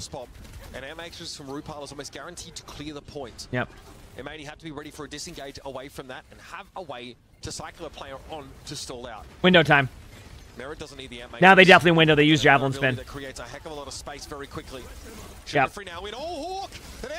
Yeah, Hawk's going back to spawn. Oh, what a... It looked like it hit. Nice. Okay, someone in Sugar Free just popped off. And M80 are in no position to recover now. They don't have enough time. Someone cleans them up. Not bad. Who are we cheering for? A good match. I just want to see a good game of Overwatch. I mean, that is a really interesting, very difficult to I want to see a good game of Overwatch. That's what I'm looking. Like on the M80 side of the entrance to the point, and they're able to like kind of shoot both ways on through it, right? You know, players coming from the spawn or players that backed up, and then also. Do we have Sigma? Is M80 going to make the same Sigma swap? Takes a ton of damage. So maybe really nice. They're going BAP. I think so. I think Hawk's going to switch.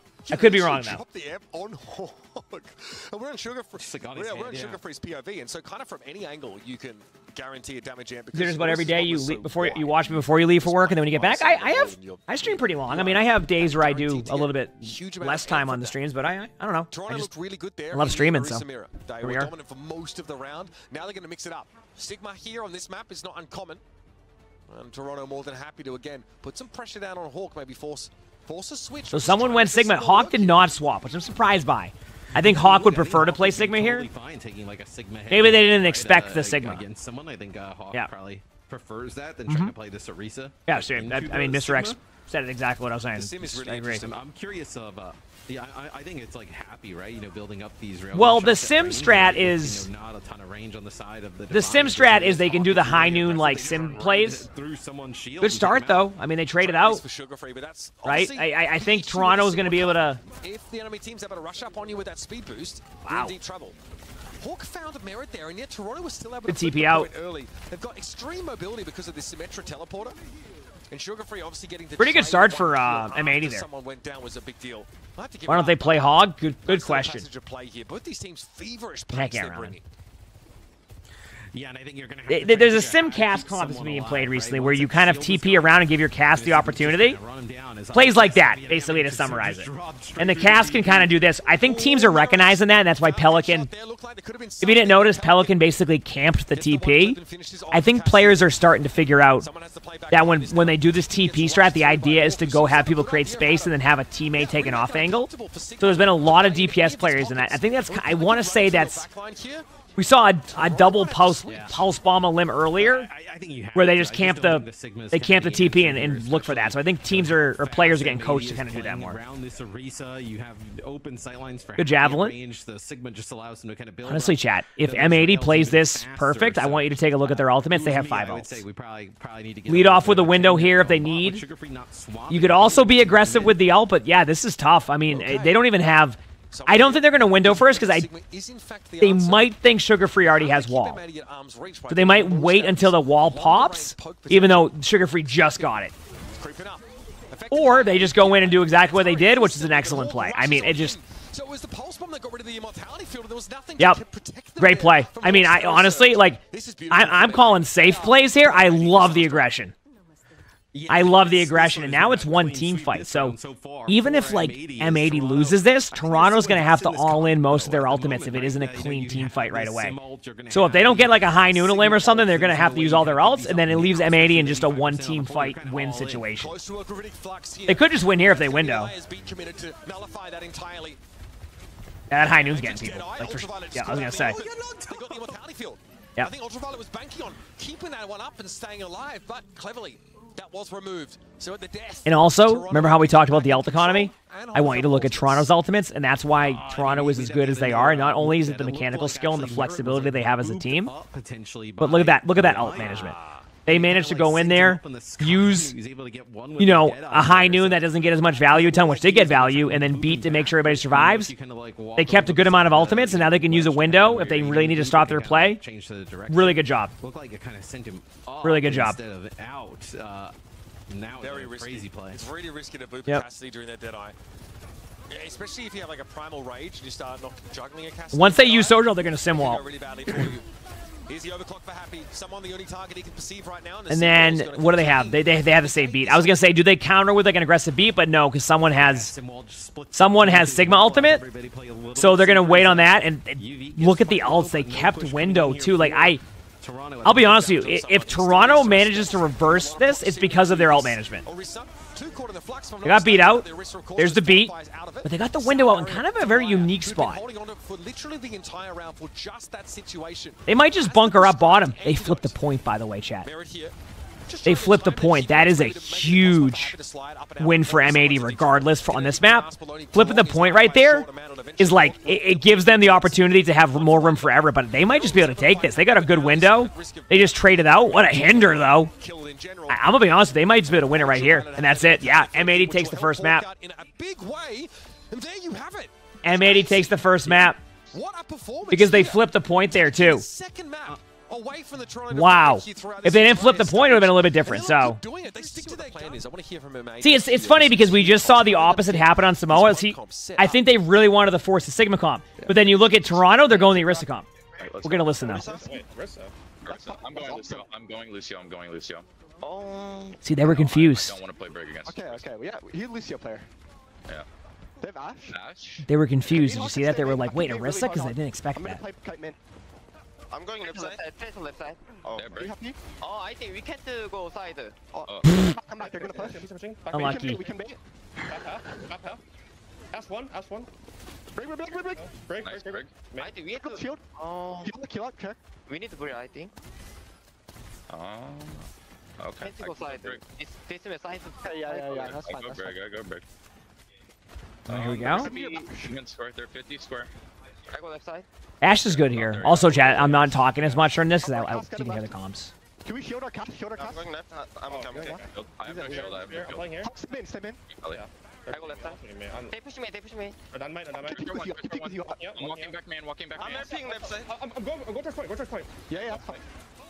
I'm going towards point too. You live? You good? You're good. Yeah. Come here. They're walking. Nice shot. I need heal. Top. Yeah, you shoot back. I'm shooting Rissa. He's isolated. Shoot back. Help Holy point. I get one point. Square Bob, faster. Happy, we can come back right window. Happy, come back right. Yep. Hawk live. Yeah, I'm back soon. 3, 2, I packed 1. Oh, they're not here. I stopped. Come right. Help me. Get the... I got you. I need heal. Good heals. I can walk up soon. We're still going left. Bob, Ash. Where's the turning? Can we? Oh. Got Bronk. Tracer on me. Help me. Oh, what a hinder. Help player. I can't. The Tracer's on me. No recall. Kill that guy. He's high ground. Come back and carry Hawk. Yeah. I'm almost there, Hawk. I'm unhappy. Touch. They use Pulse Orisa. They have Bob. Left side. Very happy. You guys live. We're coming back with ults. Just live. Yeah, that was tough. Wow, I can't believe this is still close. Clear lives. I'm back. Can we go back with Noon? I will. Yeah. Come right. Yeah. Go point. They don't window. They go point. Yeah, just go point. Tracer no recall. Cammy, I'm gonna Cammy. Okay. Rissa. No gold, right? Rissa. They have rally. 3, 2, 1. Break. Secure, careful. Care bass. Wow, this is Tracer point. unreal, by the way. Tracer. Push. You need it. Tracer already. Tracer. Tracer 1. Stop that. Put you on. Nice. Wow, what a first point. That's fine. I have carry ulti and I'm staying. I love the comms there. I love they added that. Cut off the team comms there, folks, because that is like a very complex situation. I love that they do team comms now, though. Great comms is absolutely essential to it. Great job. All right, now we got Orisa versus Orisa. Fight that took a lot of work to get Hawk into a good position. Yeah, I actually think like if they were able to keep the Brig alive in that little small area there, they would have been fine. But the Brig ended up getting isolated out. They ended up getting the pick, and that was that. So now they're back on the Lucio comp. Now they switched to Orisa. You know, this is kind of where they're gonna end up at, especially when they can't play the Sigma comp against that. So I think they're pretty much early window here by Toronto when they try to make a play. I don't know if they want to stop the cart before it gets underneath or save the window for the other part. So. Good eh? Hey, I respect it. I respect it. Wait, they might be able to trade Ash. Yeah, they're going to stay there. Interesting. A very democratic calling structure here. They wanted high ground. They got the high ground. They forced out window. They're happy with that. They're going to lose the high ground, possibly. It depends if they can get a pick here. Pelican's probably going to rotate up soon. You're going to see the cart get contested, and they're going to go up with a high noon, but we'll see what happens. Why would you Ash over Wind on this map? Comfortable playing Ash? Sometimes players are in the mood to play Ash, and like it works well, so... Plus, they expected Sigma, so they can do a lot of dynamites over the shield, right? Because, like, in the Sigma comp, that's what you do. You do dynamite over the shield a lot of the time to get value. So they expected Sigma. They played Ash as a counter. That's why you're seeing the rotation here. Don't be surprised to see if Merrick goes down here or uses Bob at some point. They'll probably switch off and go back Cassidy, or, like, Sojourn is my guess. I think that's what will happen. They're pretty vigilant about that in New York City. Not. M80 here. Yeah, you can kind of skip it. I've seen it more as like a formality than a hard fast rule kind of thing. You just gonna jump over the thing. You're good. Don't do that, home kids. Yep. Not advice. I don't know what we're talking about. I'm just mad. Seen people do it. The ALGS. I mean, ALGS is different though, because ALGS is like a lot more set up and like really like it gets really intense fast. Because Overwatch is one team versus another team. Imagine you're in a team of 3 versus 20 other teams in the last ring where you have like the size of like this little small area you're looking at right now. You get the damage reduction. And that's why. Much damage though. I mean, Pulse Bomb. It's going to play a lot different with the comms. Comms are still pretty intense in Overwatch, especially in pro play. But yeah, it's going to be a little bit different than that. At least in my opinion. First point, it's really awesome to listen to the comms. It did take a little bit long to kind of like for that play to develop, right? So now you're about good defense so far here by Toronto. For M80's attack, and they're going to make some changes. So Genji, Dallas Land will be played on whatever patch they have by the Dallas Land. I think most people are just hoping that Orisa is still really strong for that. Taking as long as it did here means that M80 is a lot of ground. Yeah, they're going Genji now to maintain and control the high ground, dive their Ash if need be, because the Ash can disengage pretty easily from this. Deflect a few shots through the air matrix doesn't hurt either. RuPaul has yeah, that's just a disengage. They won the high ground, and then they lost it right away. Wow. How does he get that? Ridiculous. Okay, they traded on BAP though. Let me see how they react here. They do have beat. Oh, what an ult, and they don't have to waste beat. They're gonna go cart now. They want people. They want someone on cart right away, and they did. They got someone on cart. They might be able to trade on an Orisa though. This it could be a trade that should not happen. What a trade. Because they had Lucio go there. Lucio wasn't there. They might slowly disengage this. I think they do. They play that aggressive for that kill, right? Because no, they have to beat. They can't wait. They have to beat. They just have to beat. It's a respawn advantage, huge. They're trying to wait for Winston to get there, but like it's not. Yep. I get why they did it though. Not able to get the beat timing. I mean, just too much burst damage going that way. Liar does get a trade. Liar at least able to pick up a kill there, redeeming themselves in a big way. Someone finds the last Lucio standing. And with Merritt taking Hawk out of the game, still a pretty good attack. I mean, getting to the end of second point's good. But yeah, what ended up happening there is they were waiting for the Winston to get back, and they wanted to try to save beat for the Winston, but then the Winston got there like a half a second late. Really good target focus by Toronto. It's one of those things where it's not really a bad play holding on there waiting for it. It just was a good play by Toronto. And sometimes in Overwatch, that's what happens. The other team just makes a good play. About finishing the second checkpoint, so not a terrible offense at all for M80. Which so yeah, a map win here, I think you really need to kind of like, if you were M80 and in between this, like stress how important this map is. We talked about how Toronto, right? They're what, like you said, they only dropped one map, right? We'll see. Win 30 plus here in stage 2. To find themselves down 2-0, that is a scenario that this team, as a unit, has not really been in. Right? You can kind of force. We'll see how it goes. I mean, the first point defense will be a good indicator. Yeah, and also just so we'll see how it goes. Afraid of them, you also don't sort of respect them that much is really. You think it would have been better to come back as Doom? Toronto to be playing maybe. I mean, Hawk is a really good Doom. Okay. It's one of those situations where, like, sometimes you don't like manufacture because you never know what they're going to. How do I explain it? Have a deep hero pool. You can practice a lot and play a lot, but sometimes you don't know the exact timings. So that's a situation where, like, maybe, like, it was like, oh, we have this amount of time, we don't have to worry about it, and then you're, like, 2 seconds off on, like, the prediction of your time. Comes a hindsight. Next time, probably go Doom. But, I can warm up. all right, I'll let the comms go, chat. For a second, and then when they back, I can take left. How they call? Sigma. Big. Hans. Is that Hanzo? Hanzo. Hanzo Torp. Hanzo Torp. Hanzo Torp, yeah.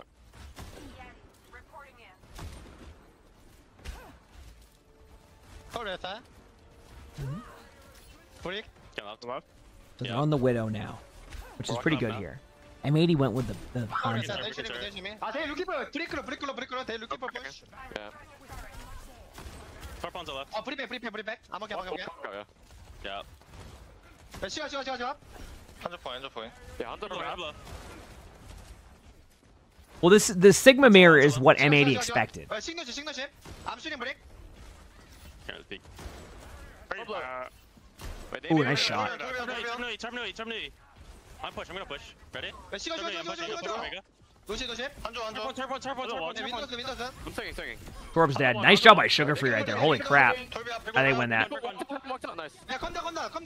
So they went the Bapayari comp. It's a very high damage off angle comp. Good start. That's about as good as it gets. I think you stop break. Oh, yeah. Yeah, go break.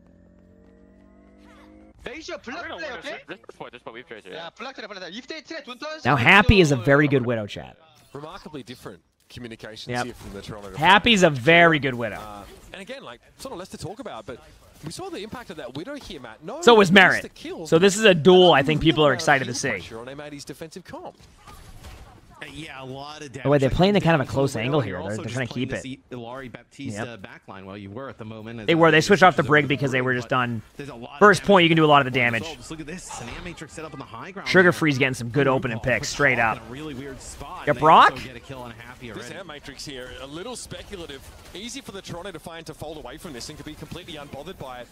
Yeah, I think the reason why they went with the window was because they wanted to, like, just to protect them against any of that get out of there and also force ultimates, and they also kind of traded, like, they knew Toronto's not too far ahead on window if they do use it, so I get the play.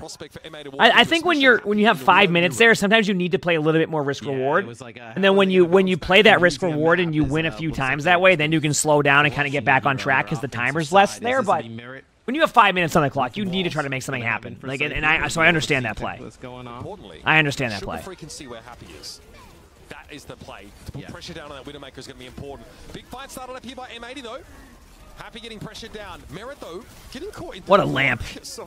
Not bad. There you go. So they slowed him down. Well, they kind of know where we are anyway, so we may as well make it obvious what we're trying to do. Great rush down. So Sugar Free's on the way in their spawn on the Widow. This is interesting. I mean, Sugar Free should get that. But that was quite convincing. Oh, good job by Happy to get out of there. Yeah, okay. You know, even with the walls on the other side, right? They're able to just kind of like push on up. Okay, so we have M80 here with both of the walls and Pulse Bomb, close to window. And remember that window trade we talked about earlier? Look at the windows now. M80 is actually ahead on the window timing now. So I think it was worth it. They're going to get Brig ult, though, and that's going to be the issue, but Pelican with a huge pick. I think the Brig ult is going to be the big issue. They're going to back up, by the way. I think in pro play, a lot of the time, players are kind of they're just going to be like, you know, we're going to wait. We're not going to do it. And this is why you all see M80 going up here. They know they have a 5v4, so they want to take this aggressive high ground and contest the high ground as possible. But Hawk knows that Vega has Brig ult. So Hawk can't play too close. Otherwise, Hawk will fall over. Crazy here for M80 on defense, right? This is now, an Amp Matrix use here from RuPaul, and they end up using their rally here. Yep. Huge there it is. Here.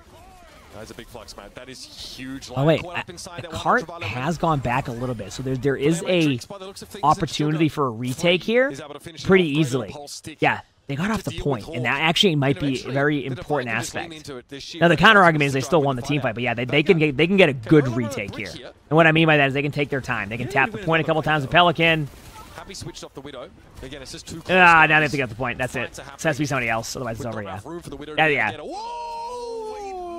No, it's not one of those. That was going to be tough. That was going to be tough.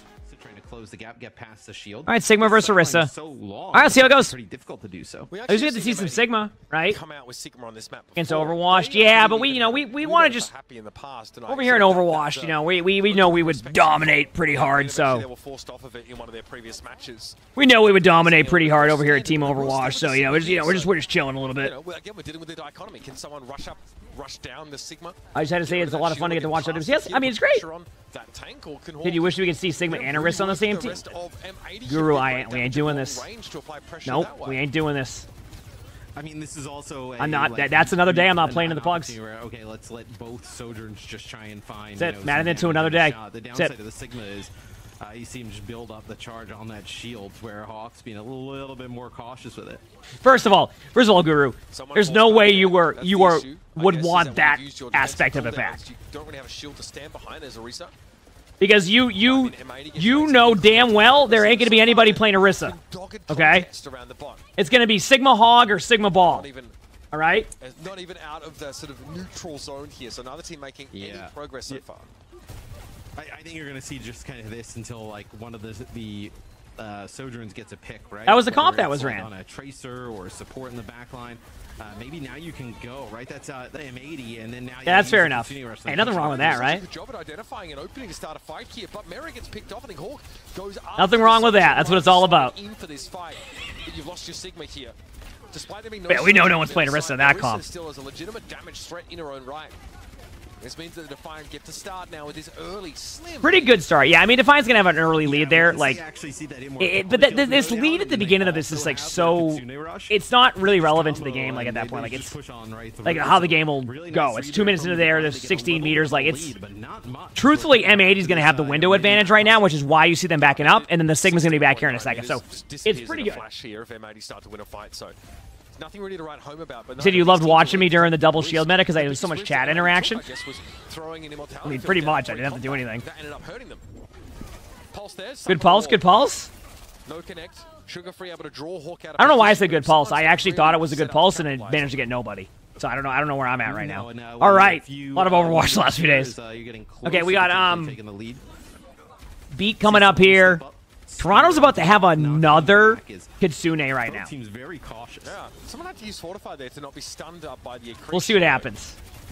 Want to maybe hold on to the behind the barrier. Yeah, okay. Terra Surge used for the extra Fortify. I like the idea.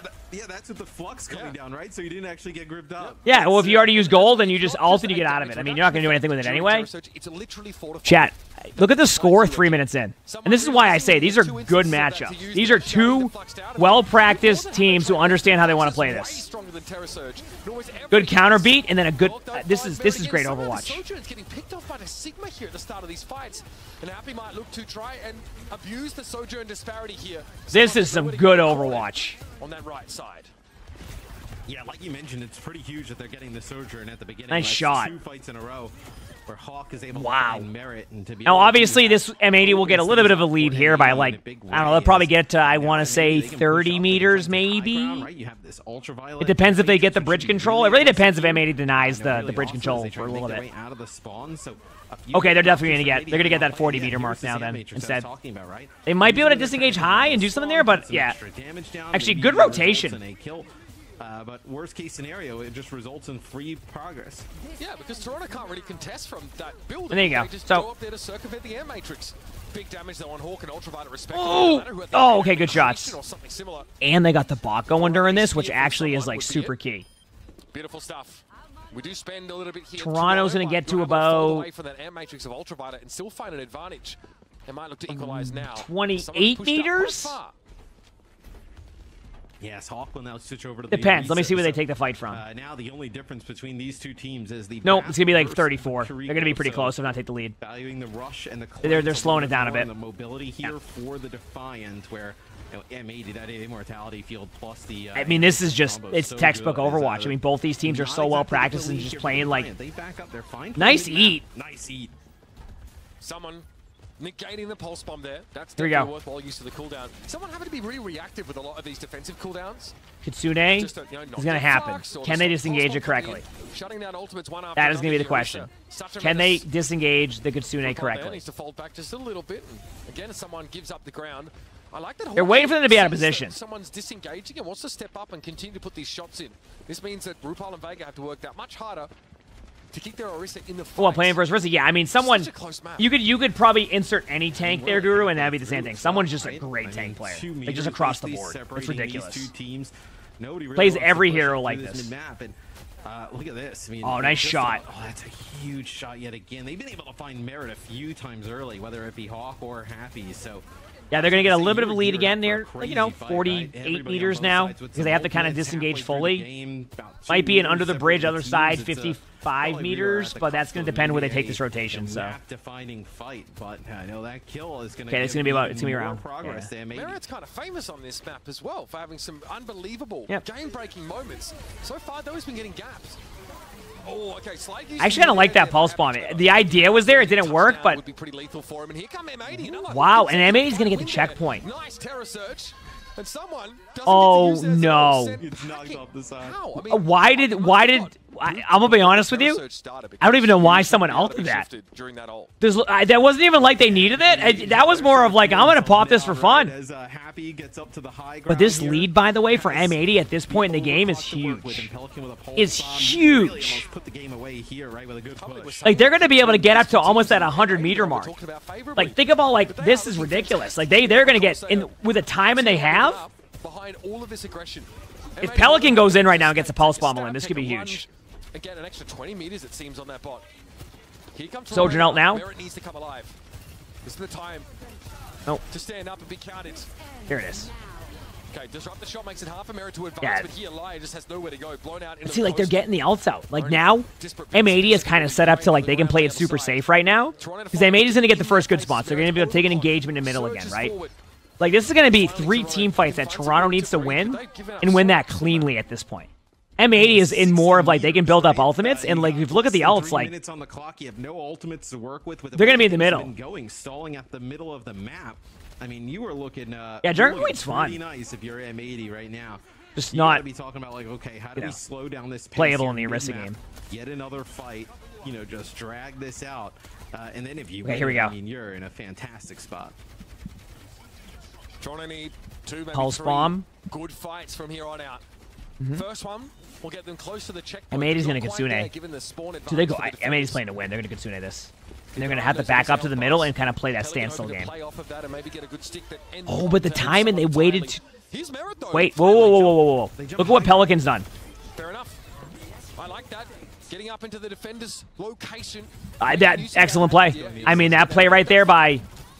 That play right here was amazing. That right there is I don't even think you realize like how important that play just was, because that was a Toronto Defiant pretty clean team fight window about to happen, and then they did that, and then Toronto had to kind of overreact to it, and now they're back to the same thing. Like that was a great play, great reaction, because they weren't winning that. So now they can have a good advantageous fight.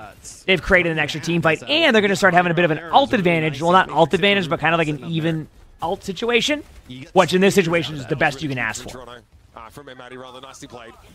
That's a pulse bomb. They got pulse out. But Ultraviolet is able to get away with the Exo boots. Immortality field also used just in case. Wow. So Sugarfree probably pretty happy with that.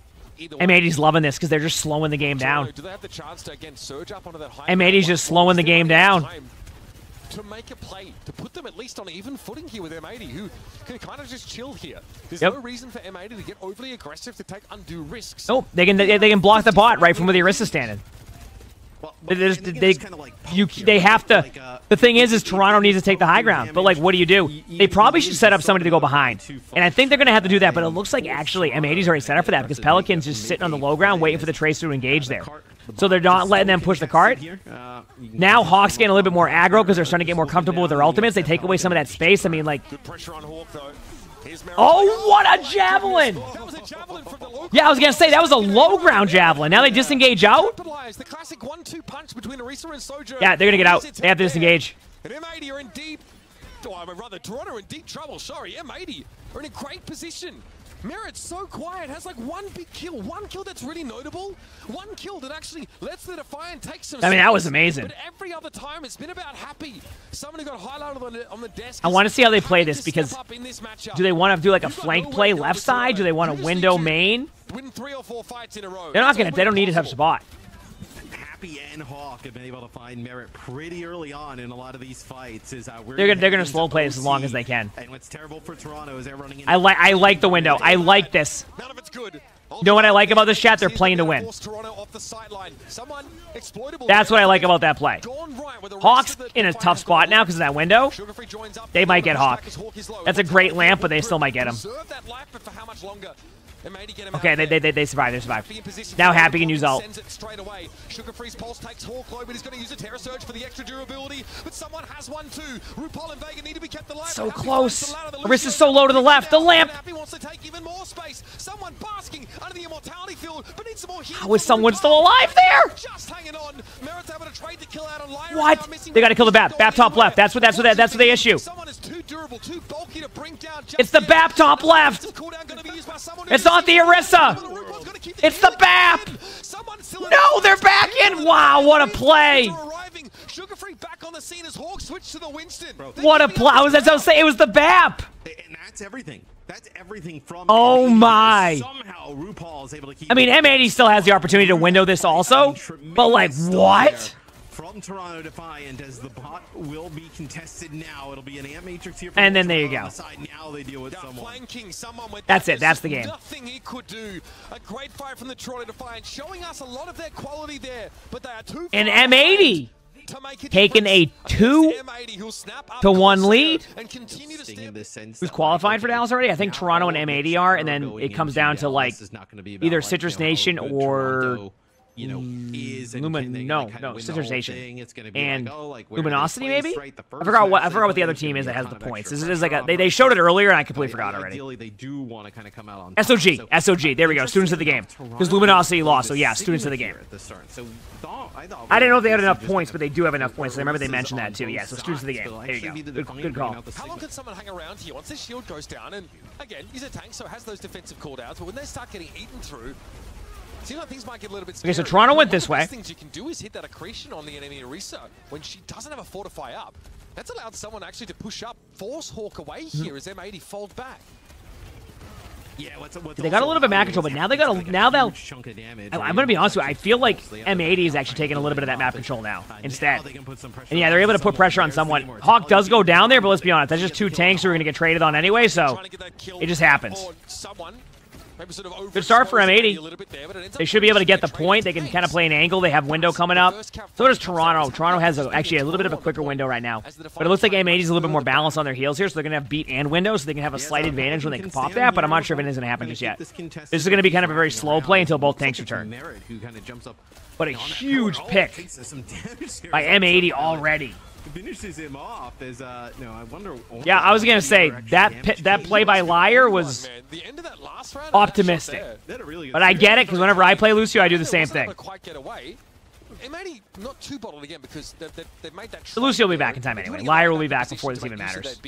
They can counter window if they really need to buy time. They're doing the combo with Orisa and Tracer, but it didn't go as planned. It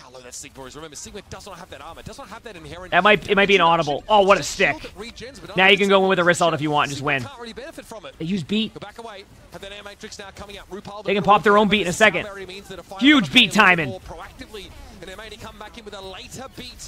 They hold the point right now, and the Toronto Defiant getting beaten out in those support ultimates. I mean, Happy can just hide. Happy can punish someone. Ooh, Happy! RuPaul flattened. Good job by Sugar Free, though, getting on the back line there. Like, it's the correct play in that sense. Both Tracers did that, so we'll see what happens. Toronto did flip the point, but they're going to have to flip it back in a second. Sigma cooldowns keep the Sigma alive, as that's going to be a switch here from someone.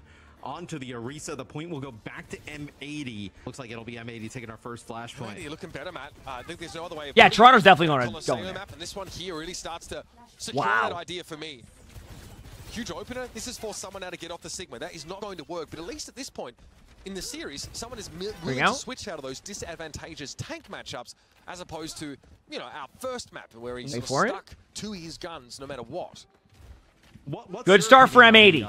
And honestly, M80 might have a really early advantage here, too. I want to take a look at the else, and they're going to have a window. It's interesting, I think, to use it on the Sojourn, right? Because it can be hard to guarantee coverage with that immortality. They're going to have the window. Your Sojourn's more self-sufficient, so maybe you can throw that immortality on your Orisa and give her the edge when her defensive cooldowns aren't available. But we normally see it paired up with a Cassidy. But you can really unleash, like, you know, the You're going to get the point. Actually, great play by Toronto. So Toronto knew they were going to do a play like that, so their play was not to stay there and try to, like, absorb it. It was to rotate up and take the high ground. I actually like that play. That's a good play because, like, when they don't have ultimates, you need to do it, like, the play. You have to make that up with, like, really, you have to make up that play with, like, or that lack of ultimates with a good teamwork, good rotation, and that's exactly what they did. But I do think we have a really good Orisa coming out right now. Really difficult to deal with. It's a Terra Surge here, gets a few players low. But I think just having that immortality field, you know, especially if you're going to play around that Sigma, you can throw it and they can stagger Kiriko for like 8 seconds here. I mean, this is Defiant may be able to win this point. And maybe what might happen here is M80 might do like a disengage out. So Toronto's going to go in. They're going to use their Kitsune. M80 has an option of either pushing into them, or you do the same type of disengage and just give them the point for free, right? So they need to put somebody on point to be the bait, or they need to bait them into using that early. So out of this Kitsune rush, right? We'll see. It's going to be 90% and counting, right? Last fight territory where M80 could go up 2-0 in terms of flash points. 1 flash point away from winning the series right away. I'm ready. Really, the map just started. It's been awful quick. That is crazy to think of. They're going to have a window. Well, they can beat now. This changes. Everything changes with M80's playstyle. M80 might just actually counter with their own ultimates. Because at this point, you can get out most of Toronto's. Because Toronto, if they want to win this, need to all in their ultimates. That's exactly what they're doing. Good reaction by someone there, but I think they're going to go down. Yep. And that was a great reaction.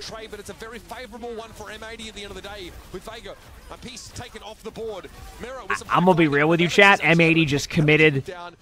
Like, I mean, not M80. Toronto just committed every ultimate for that. M80 didn't use that. That's what I was saying. Like, yeah, someone got hit with Toronto needs to clean up this play on this part of the map, otherwise M80's taking this. And look at, they're making late swaps. I mean, they're behind on ults. Like, they can take this back, but it needs to be like a good teamwork play. By the way, they're going the Genji because I think they're going to dive the Sojourn because they recognize they have Sojourn out. Sugar Free play the Genji here, so putting a little bit more pressure onto the backline. I do we'll see. feel like you're going to miss some of the pressure, the constant pressure the Tracer provides. You're right, Sugar Free. Again, has to commit to a greater degree as the Tracer, and then we can't be doing it perpetually is the issue. Happy, good damage here. That's all I can say for that for the time being. But yep, and that's why they went the Genji. Do you see like the pressure that the Genji put on the Sojourn? Right? The wrist is low. They're gonna probably back up. Okay, honestly, Toronto, you know, had the ability to lose that fight right there. And they played it well and won that. So now they can kind of get back into the ult game now. But still, down 2 points. M80 kind of has the ability to kind of win this team fight. If they get a good pulse onto the Orisa, maybe a window into a pulse. A little bit of extra defensive capability. But oh yeah, the games are on in there, aren't they? Fight goes on, right? M80, they'll have an Celtics and Bruins, right? Pulse bomb for Pelican, as he's been so good with it. Oh, Celtics are up 20. Okay. Next fight. Also, Air Matrix for both Baptistes at the ready. Sugar Free going to be a bit away from a blade yet. That'll probably coincide with Leia's beat, so may not be that significant. Happy knocked out of the immortality field. It wasn't really in there to start with. I like this. Good team fight for Toronto. Yeah, I mean that's clean. M80 as someone steps up and throws the Terra Surge into the fray. M80, they're just giving up that point. Hold on to his for now. Ultraviolet's Air Matrix. I mean, M80's gonna give up that point unless they can find a miraculous way to get a pick here. Like, there's no way they. This is all about cleaning up the Orisa. Merritt knows it's an easy. I mean, honestly, if you told me that they were gonna use Sojourn ult to kill the Orisa there, then I would have been like, yes, Hawk, stay there the whole time. The side tries to keep Hawk alive, and then Pelican there as well, maybe trying to make a play out of Holy it. crap. Does not end up working. So M80's making the swap to Kiriko. So Toronto's kind of been the one that has to follow suit to what M80's been doing, like, swap-wise. Now, look. They're setting up for the Kitsune style play now. I guess because of the points here, it's going to be better for the Kiriko to begin with. These last 2 points are the ones, so it makes sense, yeah. So A little bit of a different setup here from M80, a little bit more aggressive. You can't realistically play the Baptiste here with the Echo. Yep. She can't be fully self-sufficient in many of these cases, but it's going to be very hard for Sugar Free to threaten Pelican. And presumably Laya, who likes to hold big for these big ultimates, is saving it for that, but doesn't have a chance or doesn't have the inclination to use it. He might have went for it and got a little... I can't believe we saw Blade Limbs in an OWCS match. That's rare. Good Blade. Yeah, that would have been devastating, but the result is kind of the same in that fight. Okay, this is interesting. I feel like Toronto has kind of figured out how they want to play this map now, and now it's on M80 to come back and actually like make the reaction. Otherwise, we might be going to the third part of this. This is going to be very, very interesting. They've got a bit of a buffer to work with here, but they need to wake up and they need to figure out how they're going to work around the comp changes from Toronto, which have given them a distinct lead on that previous Flashpoint fight. It was basically 100-0. Yeah, and now double support ult here for the Defiant with someone's Terror Surge, so not exactly a really easy fight to go into here if you're where M80, where you can kind of start to feel the momentum potentially start to swing. Yeah, I mean, that's what's kind of happened is the momentum is swinging a little bit. There's the window. They got the window out. They're committing to this play. They actually got the Lucio in a stuck spot there. Nice play by Pelican there. Okay, they're going to get the point. They're going to disengage out. Been huge, allowing Pelican to put an extra These are great picks too. All right. The Echo difference is really being felt in that fight. So we'll just see what Sugar Free does. Tracer? We'll go Tracer here because Tracer historically is like always really good here. Yeah. I was gonna say you don't even bother staying on Genji there. You go Tracer. So now they've managed to kind of. If M80 straight up wins this team fight here with Sojourn ultimate, this could be really good for them. But they know they can use their Orisa ultimate now because they just saw that they use Cleanse. It's gonna be an Orisa ult play if possible. No, they went with Sojourn ult. Honestly, like if this is a long fight, they just need to win this one as well. Toronto, I know they've got a buffer here in terms of Flashpoint capture percentage, so they just give the point up. They don't want to face down this overclock. They have a bit of a time in here where they can use both their Sojourn ult and their Orisa ultimate, but I don't. Oh no, but happy with a huge pick. That's the last thing they needed. They're going to back up. They have no reason to re-engage there. They know it too. They need this win, so they're going to back up. But this gives the opportunity for M80 to really catch back up on ultimates. Don't be surprised to see Pelican's ult charge on the next rotation go up pretty quickly. Because Toronto needs to play stack now, so like I think this is where Pelican could shine with a really good sticky. M80 definitely is just. Big ultimate advantage for the Defiant. Here it is. Yep. Holding on to that overclock for just M80 might disengage this. I think they're going to give the point to Toronto. I think they recognize it's not worth that. I will say, though, it comes down to how this Kitsune goes. There's the Kitsune, but they get a huge pick. They trade on point, though. Isolated. Hawk's able to find an opportunity to get rid of the biggest damage dealer on the side of the Toronto Defiant. Oh, the Sugar Free has to recall. Oh my! And somehow is able to get away with it, leaving Hawk all alone on the point. Toronto. I want to know how that turned into Hawk being by himself on point. Well, I think I know what happened, but like what? Almost actually takes out Sugar Free as well, spears him into the wall. He basically lives with just a sliver before you can get the recall off. But while that's happening, and Toronto's going to get a little bit of map control advantage too. I mean, Pelican has the ult coming up right now, but like this is so close. This is so close right now, chat. The map, potentially the series here if M80 can take it out. This is so close. Last time it was a second Orisa that built up a Terror Surge incredibly quickly. All right, what do you go here? Double Orisa? Probably double Orisa, right? You could maybe go Kiriko also if you want to, but I think double Orisa is the play. Okay, miss Pulse Bomb. That's just the play you go for. Probably double Orisa. Double Orisa can get him off the point. A quick opener, though. Yeah. Here's the Doom. Get another Orisa. Now you have two sets of these defensive cooldowns to rotate.